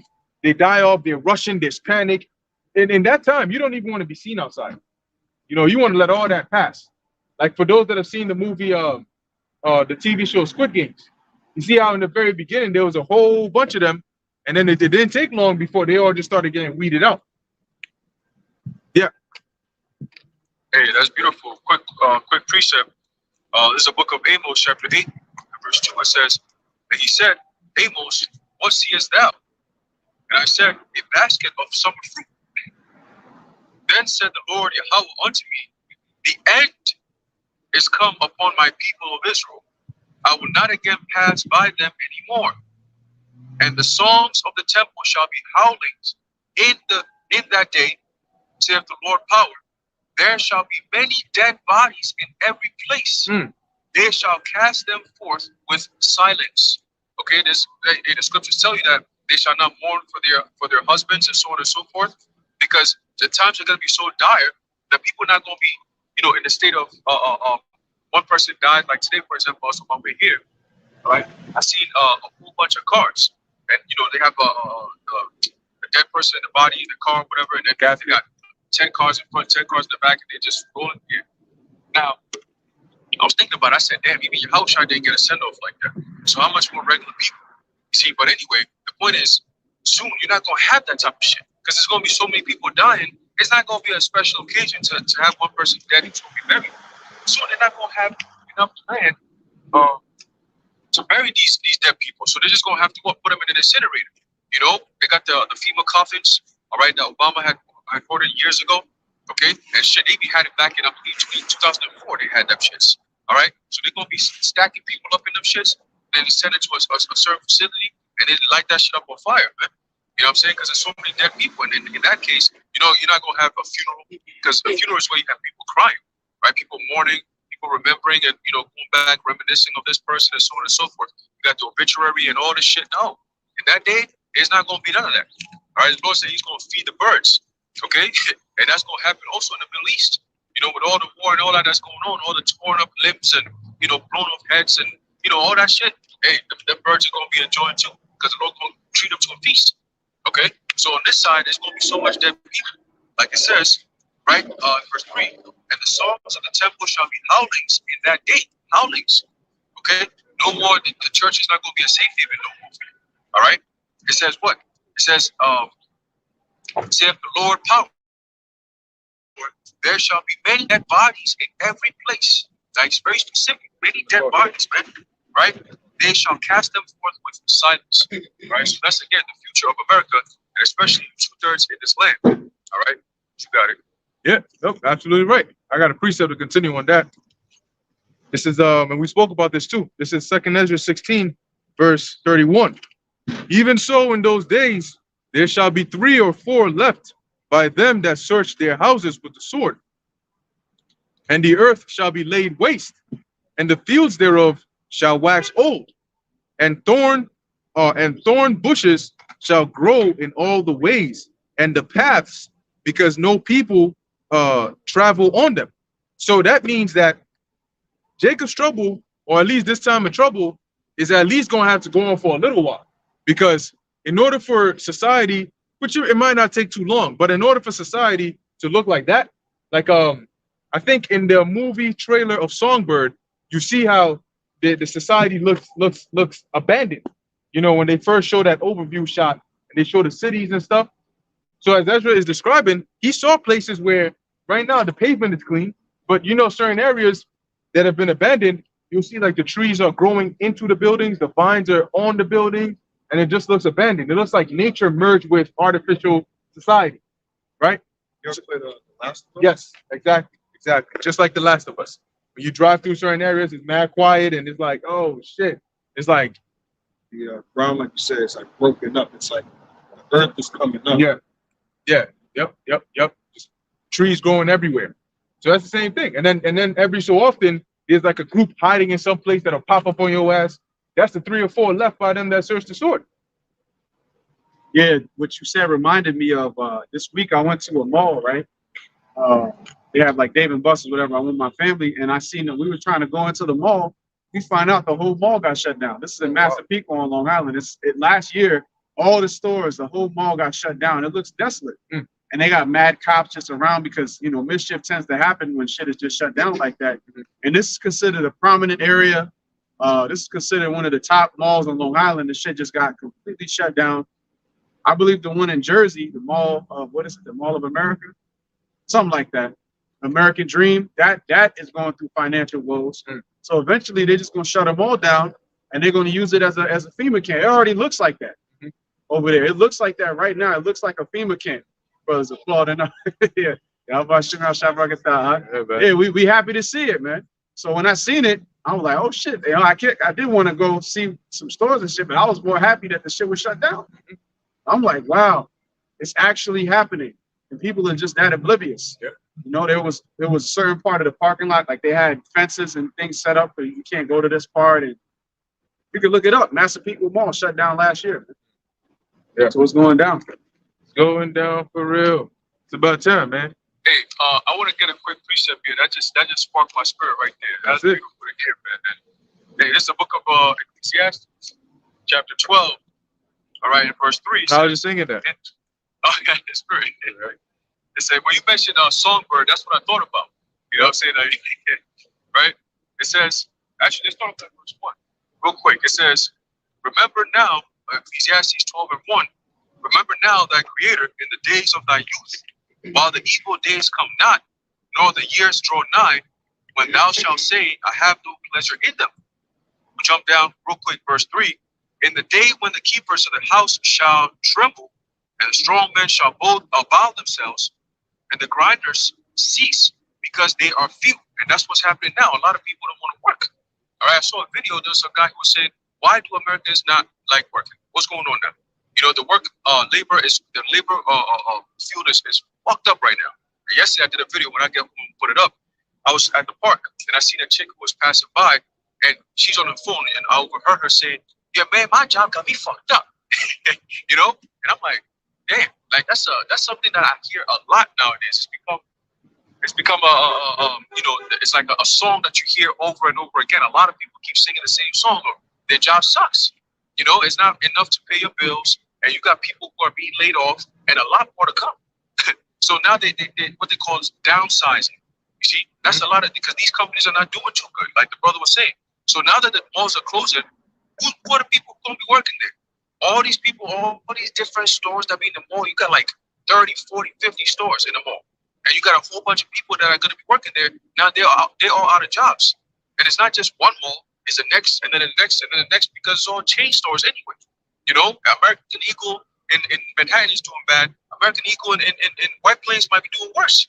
You see? So it's just going to be a cycle over and over again until it becomes a desolate state. Like the brother saw, he went in there and he's like, yo, what the fuck, what happened here? You know, it's all barricaded, you know, because now they're about to shift into transition, like he mentioned, into FEMA camps. I love hearing that.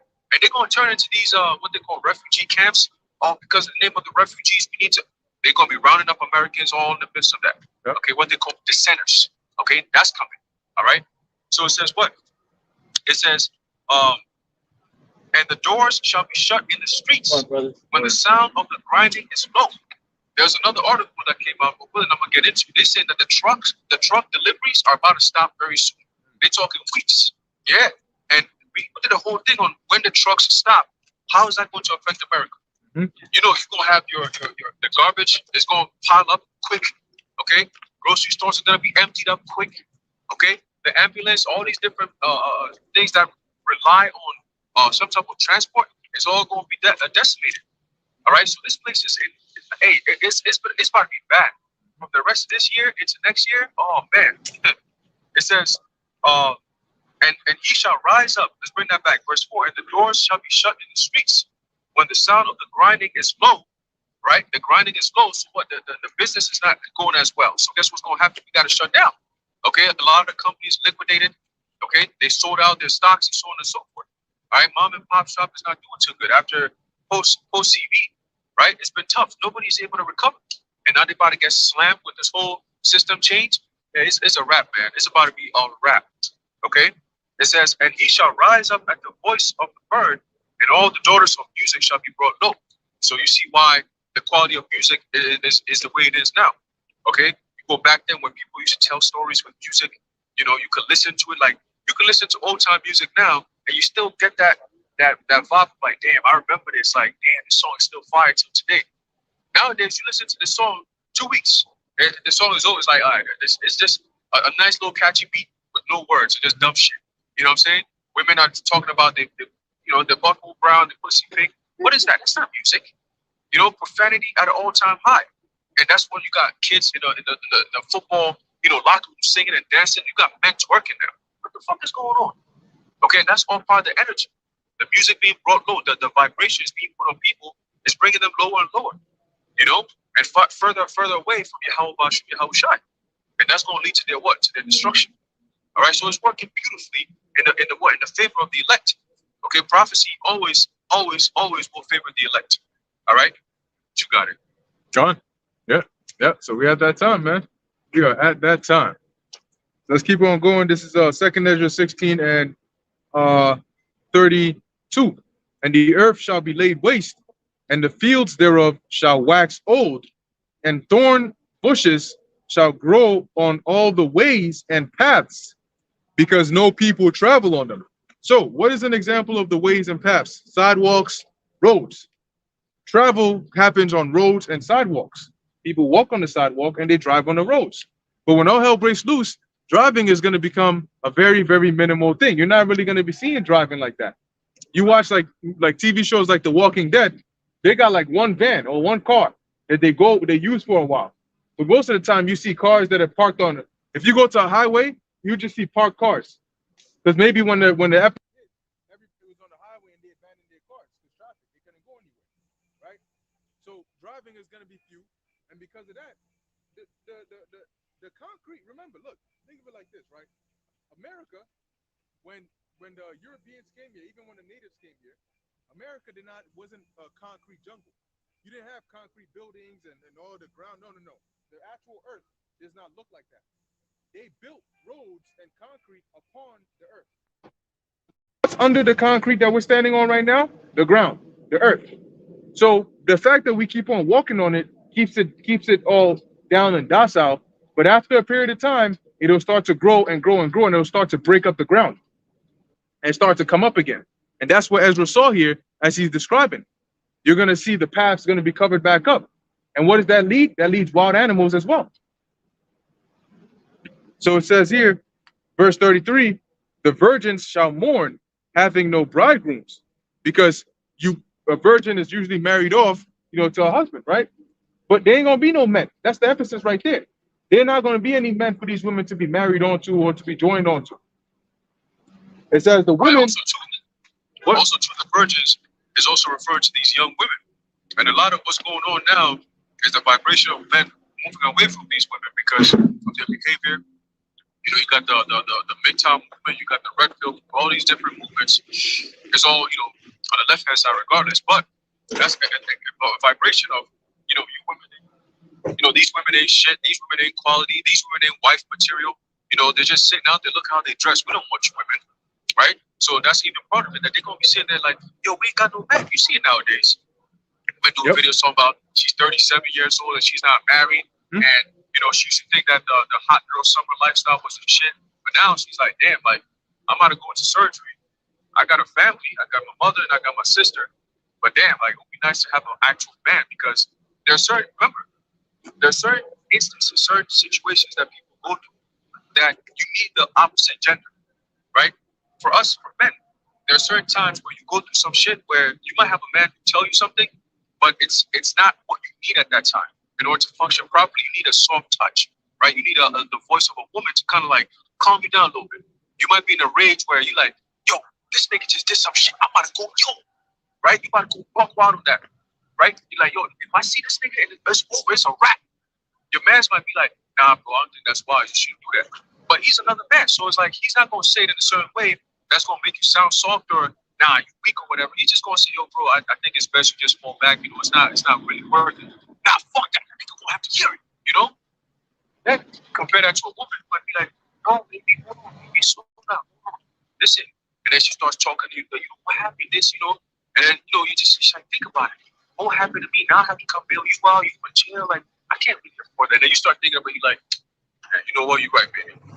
That nigga almost got me, come on, you gotta be stronger. Don't give him that. And she'll talk you down. She'll give you that nice little shoulder massages, rub you down a little bit. You know what?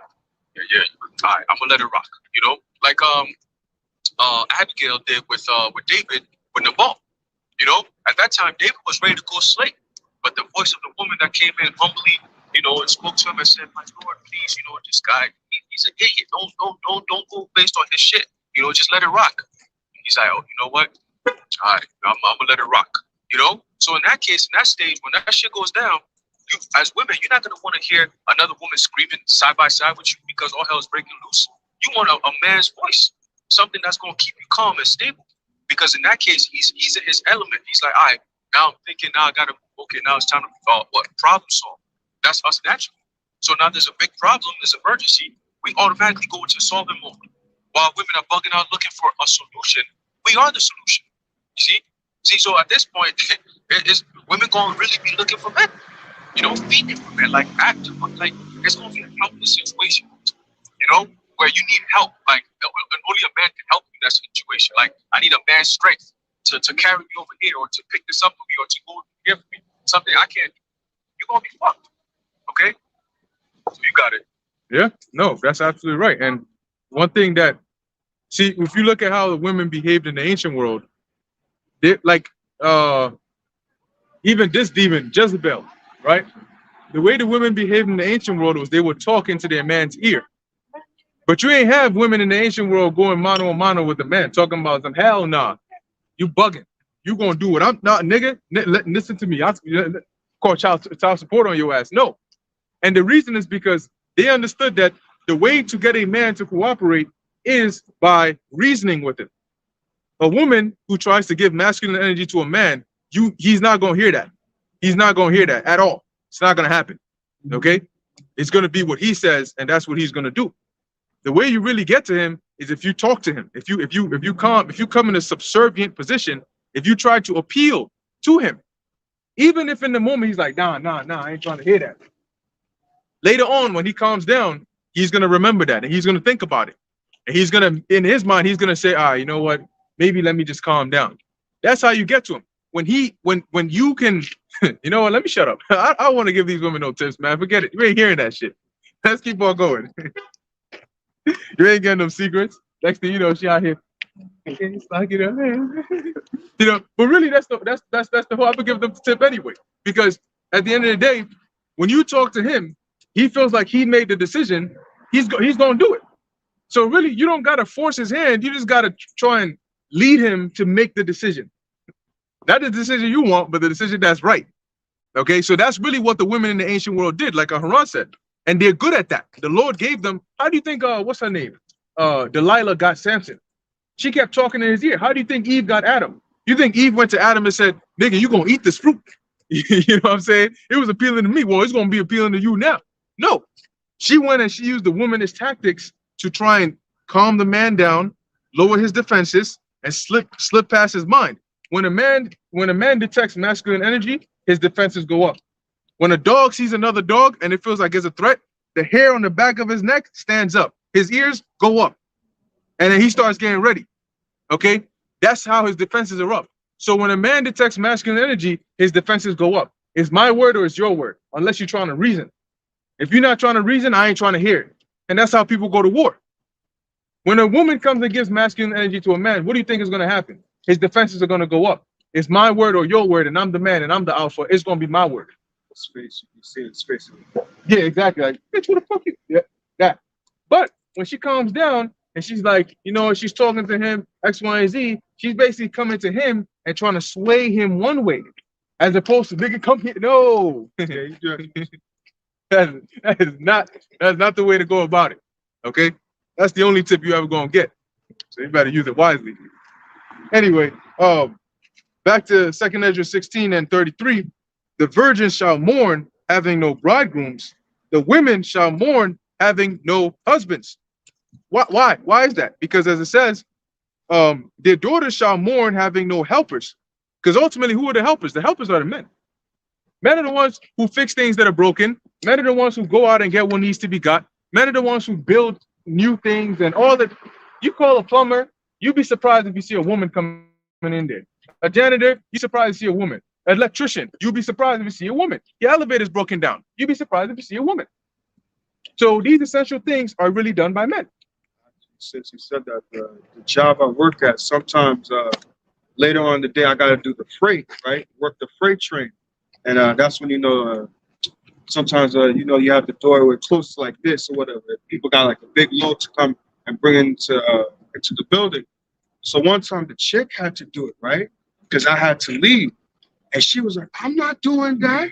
I'm not opening. I'm like, because I'm used to hearing independent women who can do it. So I'm like, I didn't say it to her, but then she was actually in her feminine energy. She's like, I'm not working that freight train. No, they better get somebody else to do it. And all you're doing is this.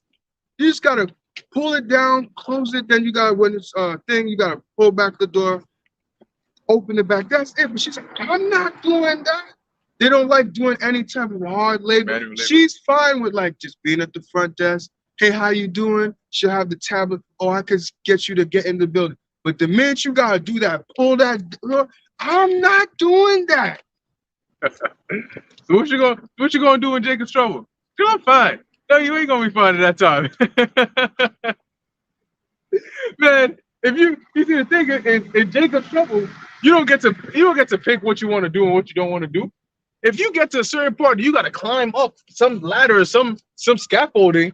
Maybe there's a wild ass dog coming after your ass, and you gotta jump and get onto the top of the scaffolding, and your fat ass hanging, and like your legs are in the air and shit, and you're like, yo, that dog is gonna jump and bite a piece of your ass, and now you hanging on the scaffolding with a dog biting onto your ass.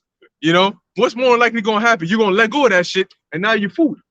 And that dog, look, man, let a pit bull grab you with his jaws, and good luck getting that pit bull off. Because that nigga he don't just, and Ayash, he's an expert on this. He'll tell you. When he bites, he let it go, and they don't stay still. They grab, they turn. So at least a mouthful of your ass is gonna be gone when that dog is done. He got that dog in him. You gonna have that, yeah. So in that time, you ain't gonna get to decide what you want to do. I ain't doing that. You better jump up that shit. Oh man. So as it says here, 2nd Ezra 16 and 34, in the wars shall their bridegrooms be destroyed, and their husbands shall perish of famine. So what does that tell you? The women that are unmarried and the young women ain't gonna have men. They ain't gonna be able to find men because a lot of men are gonna be dead because they're gonna be in the wars. Why are they gonna be in the wars? They're gonna get drafted. And then you're gonna have women that actually have husbands, that actually have men that are gonna be taken from them. They're going to be taken from them, and they're going to be sent to the wars, or they're going to die of famine, as Ezra said. So once that happens, she becomes a widow. She becomes defenseless. She doesn't have anybody to defend her, fend for her, fight for her. So she's on her own now, and now she's looking for help. You know, oh, my husband died and it's just been me for the past 2 weeks and I've barely been able to make it and yada, yada. And at that time, they're going to need that. As it says, they're going to be mourning because they're not going to have helpers. Somebody to help you, you know, let's keep on going. You get tired, they carry you on their back or they'll hold you. Your leg is broken. If you by yourself, what are you going to do? So that was on that. Hey, Yeah. also the helpers is going into the system also as well. Isaiah 32 talks about they shall lament with teats, right? Yeah, let's So get in the case of the helpers, normally who's under aid to help these women is the system. You can call the cops, right? The cops will come at your every beckoning call. You know, if in case something happens, their phone is the one that's at their beckoning call. You know, they can call Tyrone or Lewis or Sean or whoever, you know, and they'll come in and help her out if they know how to help her out, of course, right? Or she just call AAA. She's by the side of the car. You know, she can call the fire. She can call the police, whatever, right? But the most people that help these women who are out of order is mostly the police. You know, they'll come in, they'll call 911. Oh my God, I'm being abused. Meanwhile, she's the one acting the fool. You know, and then they'll come in and then I be asking questions. Hey, man, what's the matter? Oh, boom, they take the man in like, hold on, bro. I'm the one. Shit, maybe next time I'll be the one to call. You know, but if they call, that's their helpers right there. You know, and they're coming in to help them, not you. Even if you're in the right and she's in the wrong, she's still getting helped. You know, so that concept is also gonna go away. Your insurance company, all right, that puts that aid in your back and insures you if you keep committing fuckery, be there for you. Nah, that shit's all gonna be done away with.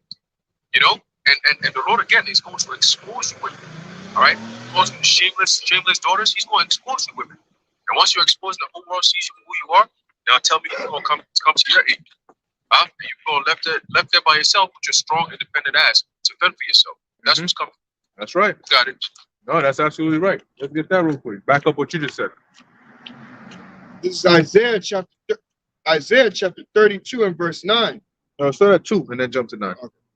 Isaiah chapter 32, verse 2. And let's also hold Isaiah 13 and 12. That's it. And a man shall be as an hiding place from the wind, and a covert from the tempest. Now, Matt, first off, like we were saying, when you go outside, really in the daytime on a regular basis, you see more women than you do men most of the time. Some are going to be walking with them men, some are not going to be walking with men. But most of the time, you see more women than men. When you look around, you're always seeing a woman somewhere, right? That's because there are a lot more women that are around than there are men. You cannot have a thriving society and you got more men than women. You need more women than men, okay? Like this dumbass woman went and said, if you were on an island and there were 12 men and 1 woman, you would have a thriving society versus if you had 1 man and 12 women. And the guy paused the video. He said, wait a minute. Hold on. Let's do the math. There's 12 men and 1 woman. If you take 1 year, the woman can only get pregnant once by the man at a time. So that's going to be 12 men, 1 woman, that's 13, plus a baby, that's 14. And then you go on the other hand, and then you take 12 women by 1 man, they can all get impregnated inside of a week, inside of a day, okay? So you have 12 women, multiply that by another 12. Say each of them have 1 child, which they can have twins, or they can have triplets. So say each of them have 1 child. That's 24 plus the man, that's 25. So this shows you the logic of these women, right? Anyway, she done made me forget my train of thought why I even started where I was going with it. Oh, the point is you got more women than you do men on the earth. So when the time comes, and we're reading of in 2nd Ezra 13 or 16, that on top of the fact that there are already more women than men, you're going to have even fewer men because women that have men are going to lose their men because their men are going to die. And women that don't have men are going to have an even smaller choice to pick from. The only men that are going to leave the soil of America are the elect men that are here on the soils of America. That's it. The only men leaving the soils of America are the elect men that are here on American soil. And if you compare the elect men that are here versus all the men that are here, all the people on here, it's a very, very small number in comparison if you do the ratio. Because you have elect in other parts of the world as well. So what are the chances that a woman is going to be able to find a man in that time? Because a lot of them are just going to be going just like that.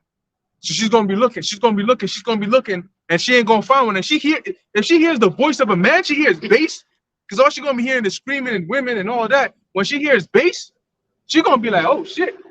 Because remember, she has to be on the lookout for troops. Because them troops, well, you think the troops gonna come in there, they're gonna see your fine ass. You're gonna be looking like Ice Spice, right? And they're gonna see you, and they're gonna be, you know what? Round the ass up and throw her in the FEMA camp or shoot her in the head. Of course not. They're gonna want to find out how spicy you are, right?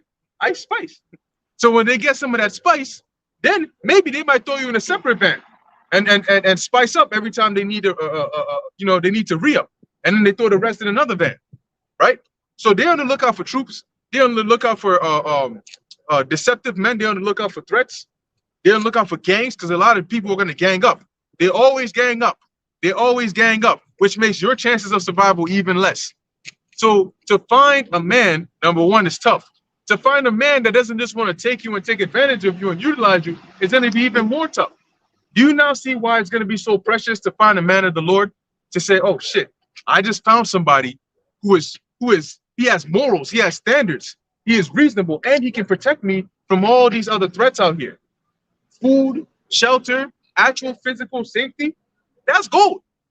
And that's why when they see you, they're not gonna say, well, he got 3 women. Nah, I'm good. I keep on walking. Hell no.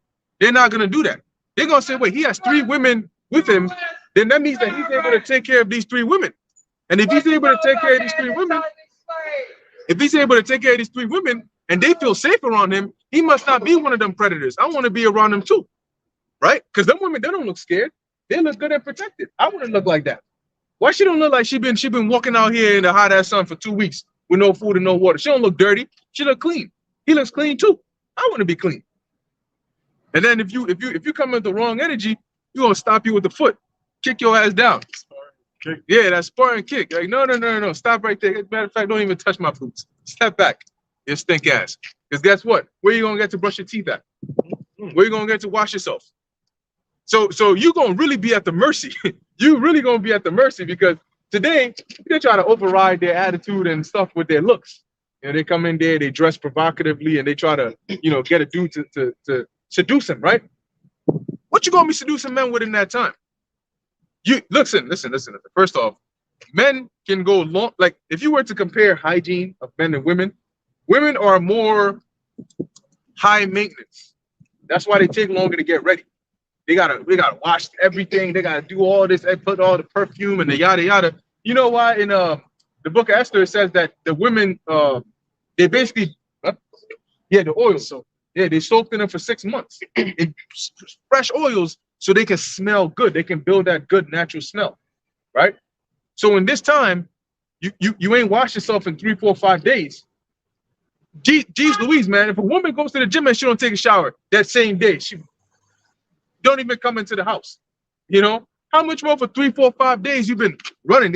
Every time you run with their thick thighs, they creating that friction and that sweat over there, And then it's in the same underwear, and then it's going on days. It's dried up, and then it's got hot again. It's dried up, and all that shit. Man, when you come, you better come like this. You know what I'm saying? And like that. Because if you open your mouth and it's not goodness coming out of there, you gonna get turned around. That's it. And also to remember that women are naturally their vagina is actually acidic. All right, and the men, our penis and our sperm is actually pH. All right, it's alkaline. So there's a balance there. Whenever a woman doesn't have no sex and none of that shit, she showers and all that, she still has some odor down there, unless she's a virgin. Or some yeast infection. Men don't get yeast infection like, underneath my ball sack all of a sudden it's infected. Nah, like you said, so if the pH is on a whole other level, men were already, alkaline and women are acidic. So that should even tell you, something in and of itself. You know what I'm saying? And sometimes, once a woman gets that energy from a man, her hormones balances out. Prior to that, she gets, hormonal outrages. They don't know why they get mad. She's upset. She's this, and then you give her some loving, and then everything just simmers down. She's in her right mind. She's calm. She's happy. She released a whole lot of endorphins and what's the other one? The dopamine and the good feels and all that. So this is all part of what having a man. So remember, women sometimes when they go a long period of time without being around a man, it bugs them to fuck up. That's why a lot of these women that claim to be, oh, I'm strong and independent, they're the most miserable ones. And the ones who got a man, they're all peaceful, chill, relaxed, balanced, they're happy. You know what I'm saying? And hey, blessed be you. If you happen to be with a man of the Lord, you know you're getting the best of the best. You know, because not only are we with you, but you have the ability to be a woman and to what? To feel that responsibility of, yo, I'm learning something underneath an authority. You know, there's a hierarchy here. Like what I'm into is not just a man who's bossing me around. He's also in order, right? He's underneath your house. Your house is underneath your house. So there's a hierarchy there. Yep. And it feels right. You know, when she's in your arms, she tells you like, yo, this feels perfect. This feels right. You know, because she's right there in your chair. Like, you know, it's just a beautiful, harmonious thing. That's how the Lord wanted it to be in the first place. You know, and eventually it's going to be that way. So if you're a woman who doesn't think like that, you come around with that mindset of, oh, it's my way, and you know, men can't be closed-minded, and women are also powerful like men. You need to stop with this bullshit already. All right, it's not real. It's not reality. Okay, that's why nobody else has realized it except for your dumbasses. It doesn't work that way. Okay, but again, the reality is going to set in, and when there's reality, what happens? The truth comes out. Okay, that's the reality right there. The realization of the truth. Whenever there's reality, the truth comes out. All right, and that's what's coming very soon, especially for women who are not in order. Yeah. All right. Yeah. Somebody left a comment on my one of the lessons I did talk about. Oh, even if there was I was saying that if one man against a woman is already a challenge, imagine if there's multiple men, right? She's don't talk about, I don't know if it's he or she, but they talking about even for a man, if it was multiple men, it would still be a challenge. So it just sounds like a men with insecurities. That's what you sound like. But you know what? Like the brother said, okay, that's perfectly fine. If we insecure men, don't come looking for us when that time comes. You take it up, right? Well, you're gonna lose either way, right? So go up against whether it's 1 or 3 or 5 men. You want to have it your way. We finally gonna listen to you at that time. You want to be a strong, a strong independent woman. Go and be the strong independent woman. Don't involve us in that. Independence meaning you're not dependent on me, right? Go ahead and go and do that, and see how that works out for you. See, but that's why we're calm, because we know if you try that shit, you come around talking about something. Nah, I ain't cooking, I ain't cleaning, I ain't doing none of that stuff. I'm doing what I want. Get the fuck out the door and go do it over there. Don't do it over here. We don't accept that. Just go do it over there. Good luck with that. Close the door on your ass, and you're gonna be there and see what happens to you. When you out there on your own, man, this nigga, who he think he is? This is why niggas ain't shit. I could do this all by myself. Just like SpongeBob. When he was trapped in that city, he didn't know how to get home. He started walking. Then he hears them sounds. Okay, I'm jogging now, sprinting, right? He started booking it, sweating bullets because he got scared. So that's what's gonna happen to her. The first 5 minutes, she talking about niggas ain't shit. Then she gonna hear them sounds in the bushes. It starts getting dark. All right, what's going on? Somebody pop out the woods, you know? Because if a dude sees a woman walking by herself in that time, you gonna see a dude just pop up from the side of the building. It's that meme. He's gonna pull up. Okay, then he sees you good, then he takes a step forward. All right, then he starts to walk up close. It's just you and him. You know exactly where he's going. He gonna act like he's walking this way, and you across the street. And next thing you know, he's getting closer and closer to the right. I thought this nigga was walking straight. Next thing you know, he's in the middle of the street. Who you think he's coming for? He's coming for you. What's gonna happen to her? She's gonna turn right back around and try to run to your door. Like them dudes when the flood came and they try to knock on Noah's Ark. That's what they're gonna try to do. Boom, boom, boom. Please, I'm sorry. There's a nigga after me. You just gonna let this nigga touch what? That's the audacity, right? You just gonna let this guy do this to me? Bitch, you the same person who said you could do this by yourself. That goes into the brick chick. The brick chick, yeah. Now it turned out to be fake, but that's what essentially she was saying. All these men here, a guy hit me in the face with a brick, and all y'all just stood here. But she was saying all this stuff on TikTok about how us women, men only take care of what they control. Us women, we take care of everything.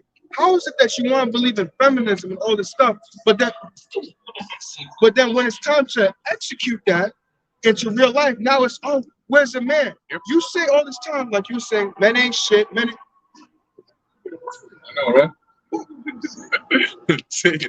You're saying men ain't this, men ain't that. I don't need a man. But now when you get in a situation where you actually need a man, well, like we were saying last night in the video that we did, put your money where your mouth is. Don't sit there and talk about it. Be about it now. Now sit there and prove that you don't need a man. sit there and do something. I don't know what it is that you're gonna do, but do something to where you can get away from this man. Do something to where you can succeed without a man of the Lord in those times. Because a lot of women it's just talk, it's talk. But then when they get in these situations, you know, I'll just say it honestly. My mother, for an example, right? My mother has talks a lot. There's a lot of this shit. But the minute she gets in a situation, like fucking crickets, nothing. I'm just sitting there, I'm just like, he was talking all this shit, and now all of a sudden it's crickets, and she always comes to me for something. I'm like, why are you coming to me? Well, you know, I need help. What is it? It don't make no sense. Oh shit. Yep. Yep. They'll tell you. Oh, you know, I was just saying that. Come on, you know, I didn't really mean that. Stop playing. I need to help. You know what some people are saying, right? Oh, the brick lady. Well, what if that was your mom or that was your sister or that was your girl? Number one, it wouldn't be, because she wouldn't be. If it was my mom, my girl, my sister, she would know better than to be in a situation like that. And number two, it wasn't. So that's it. I'm not gonna come and hazard my life for you because I'm thinking, what if you were somebody that I knew? You're not somebody that I know. So it's not okay. What if that was your mom? Okay, I would have protected her. Is she your mom? No, so I'm not gonna protect her. The fuck up? Man, what's wrong with you? All your niggas just fight.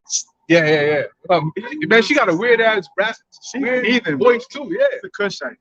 she might as well be. Man, the next time it ain't gonna be a brick, because the shit looked like the brick entered her head. Like I'm like, what? Why your head look like boxed up? Brick is stuck in it. Yeah, it was stuck in her head and shit. It was it came out that she was some saline that she put in her face. right? Yeah, And that's how she had a reaction to it, because they found out the spirit was just exposing her that she went to a club with her and she had a mask on her face to hide the fact that she did that. And then later on she went out, yeah, once it was big enough for the face, the lump on her face. And then she was like, oh, all these men did this and that, but it was found out that she lied, and it's found out that she did this 3 years prior. The same thing when she said security guard hit her in the face. And it's like, it's all a lie. So true, man. So pathetic. That's just pathetic, man. Let's close it off on Isaiah actually 13 and 12. And we'll close it off on that, man. At the end of the day, man, it's like talking is cheap, as they say. You know, words are only words until they actions. So we don't really let words affect us, man. Except verse 12, right? Yeah. Isaiah chapter 13 and verse 12. It says, I will make a man more precious than fine gold. The Most High is gonna make a man of the Lord more precious than fine gold. Oh, but it doesn't say man of the Lord. How do you know that? Yeah, the Most High is gonna take a wicked nigga and make him more precious than fine gold, right? That makes sense? So what kind of man is the Most High gonna make more precious than fine gold? Obviously, a man of the Lord, a servant of the Lord. Go on. Just to give an example of that, with Elijah, when with the widow woman, she found him valuable in her eyes because, like, she believed, like, she knew that once he revived the son, she was like, oh, I know the words in your mouth is true, that you are really a man of the Lord. Yeah, he brought back her son. Man brought back her son to life. You think you don't want to leave that man? Hey, that's why in Isaiah 33 and 6 it says, wisdom and knowledge shall be the stability of thy times, the strength of salvation, the fear of the Lord is his treasure, right? So the treasure is the fear of the Lord. So he's not going to make a regular nigga, or two-third nigga, a wicked ass nigga, a precious man. What's the point of that? That nigga's not going to glorify the Lord and all that glory. He's not going to do that. If anything, it's going to be a curse unto him. Yep. See? So the Lord's not going to do that. He's only dealing with his men because we're the only ones who possess that wisdom and knowledge to keep that stability. And the fear of the Lord is our treasure. We're the only men that actually fear Yahweh Bashem Yahushua. We call upon his name. You got these other camps that teach that they're Israelites, but they don't go into the details of Yahweh Bashem Yahushua, which is the will of the Lord. It starts with the name first. Okay? But they don't go into that. You think the Lord going to give them, he's going to make them precious? Come on. What are we doing? All right? Then shall they be known who are my chosen. For many are called, but few are chosen. Those who are chosen are the ones that's going to be witnessed as the precious ones to the Lord. Okay?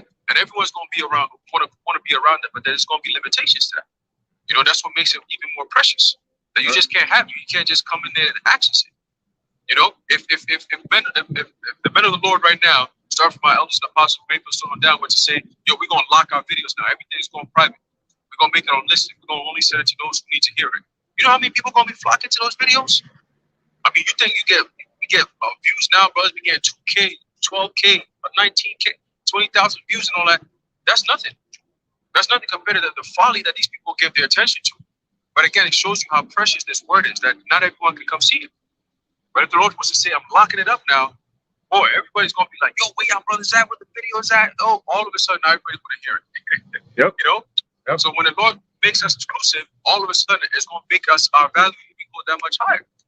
You know? Because now it's like, this is the time where we need to hear those comforting words. Now we got to understand what's going on. But there's nowhere to get it. They shall seek me early, but they shall not find me. The Lord is serious about that. All right? And we're the only ones who are going to have that access to the Lord through your house, shy, man. Okay? What was that? Revelation 3 and 10? He's going to keep us in the hour of temptation. So he's going to what? He's going to provide for us. He's going to guard us. Right? It's going to be made very apparent. And that's what's going to be that's going to make us that much more precious, because we are men of the Lord, walking with the Lord. All right? And we can speak in the name of Yahweh Bashem Yahushai, and things are going to happen. Okay? That's right. You got it. Yeah. Hey, when the C-hip comes out, if our videos are still up, any videos that we did about the C-hip, that guy did, either we have it in the thumbnail or we got it in the title, watch the views of those gonna go up, because people are gonna be typing in, what is the MOTB? Is the C-hip the MOTB? Micro C-hip, C-hip, Bible. See, they're gonna be putting these in, and they're gonna be looking, because now they're like, oh shit, what information can I get on this? You know? But yeah, let's finish on that. Isaiah chapter 13 and verse 12 again.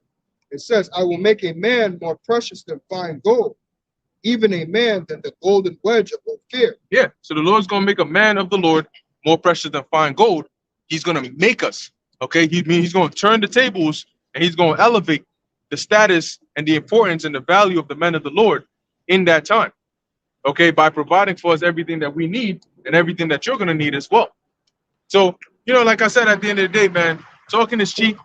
When these people talk all day, whatever they want to talk, let them say it. You know, it's all vanity anyway.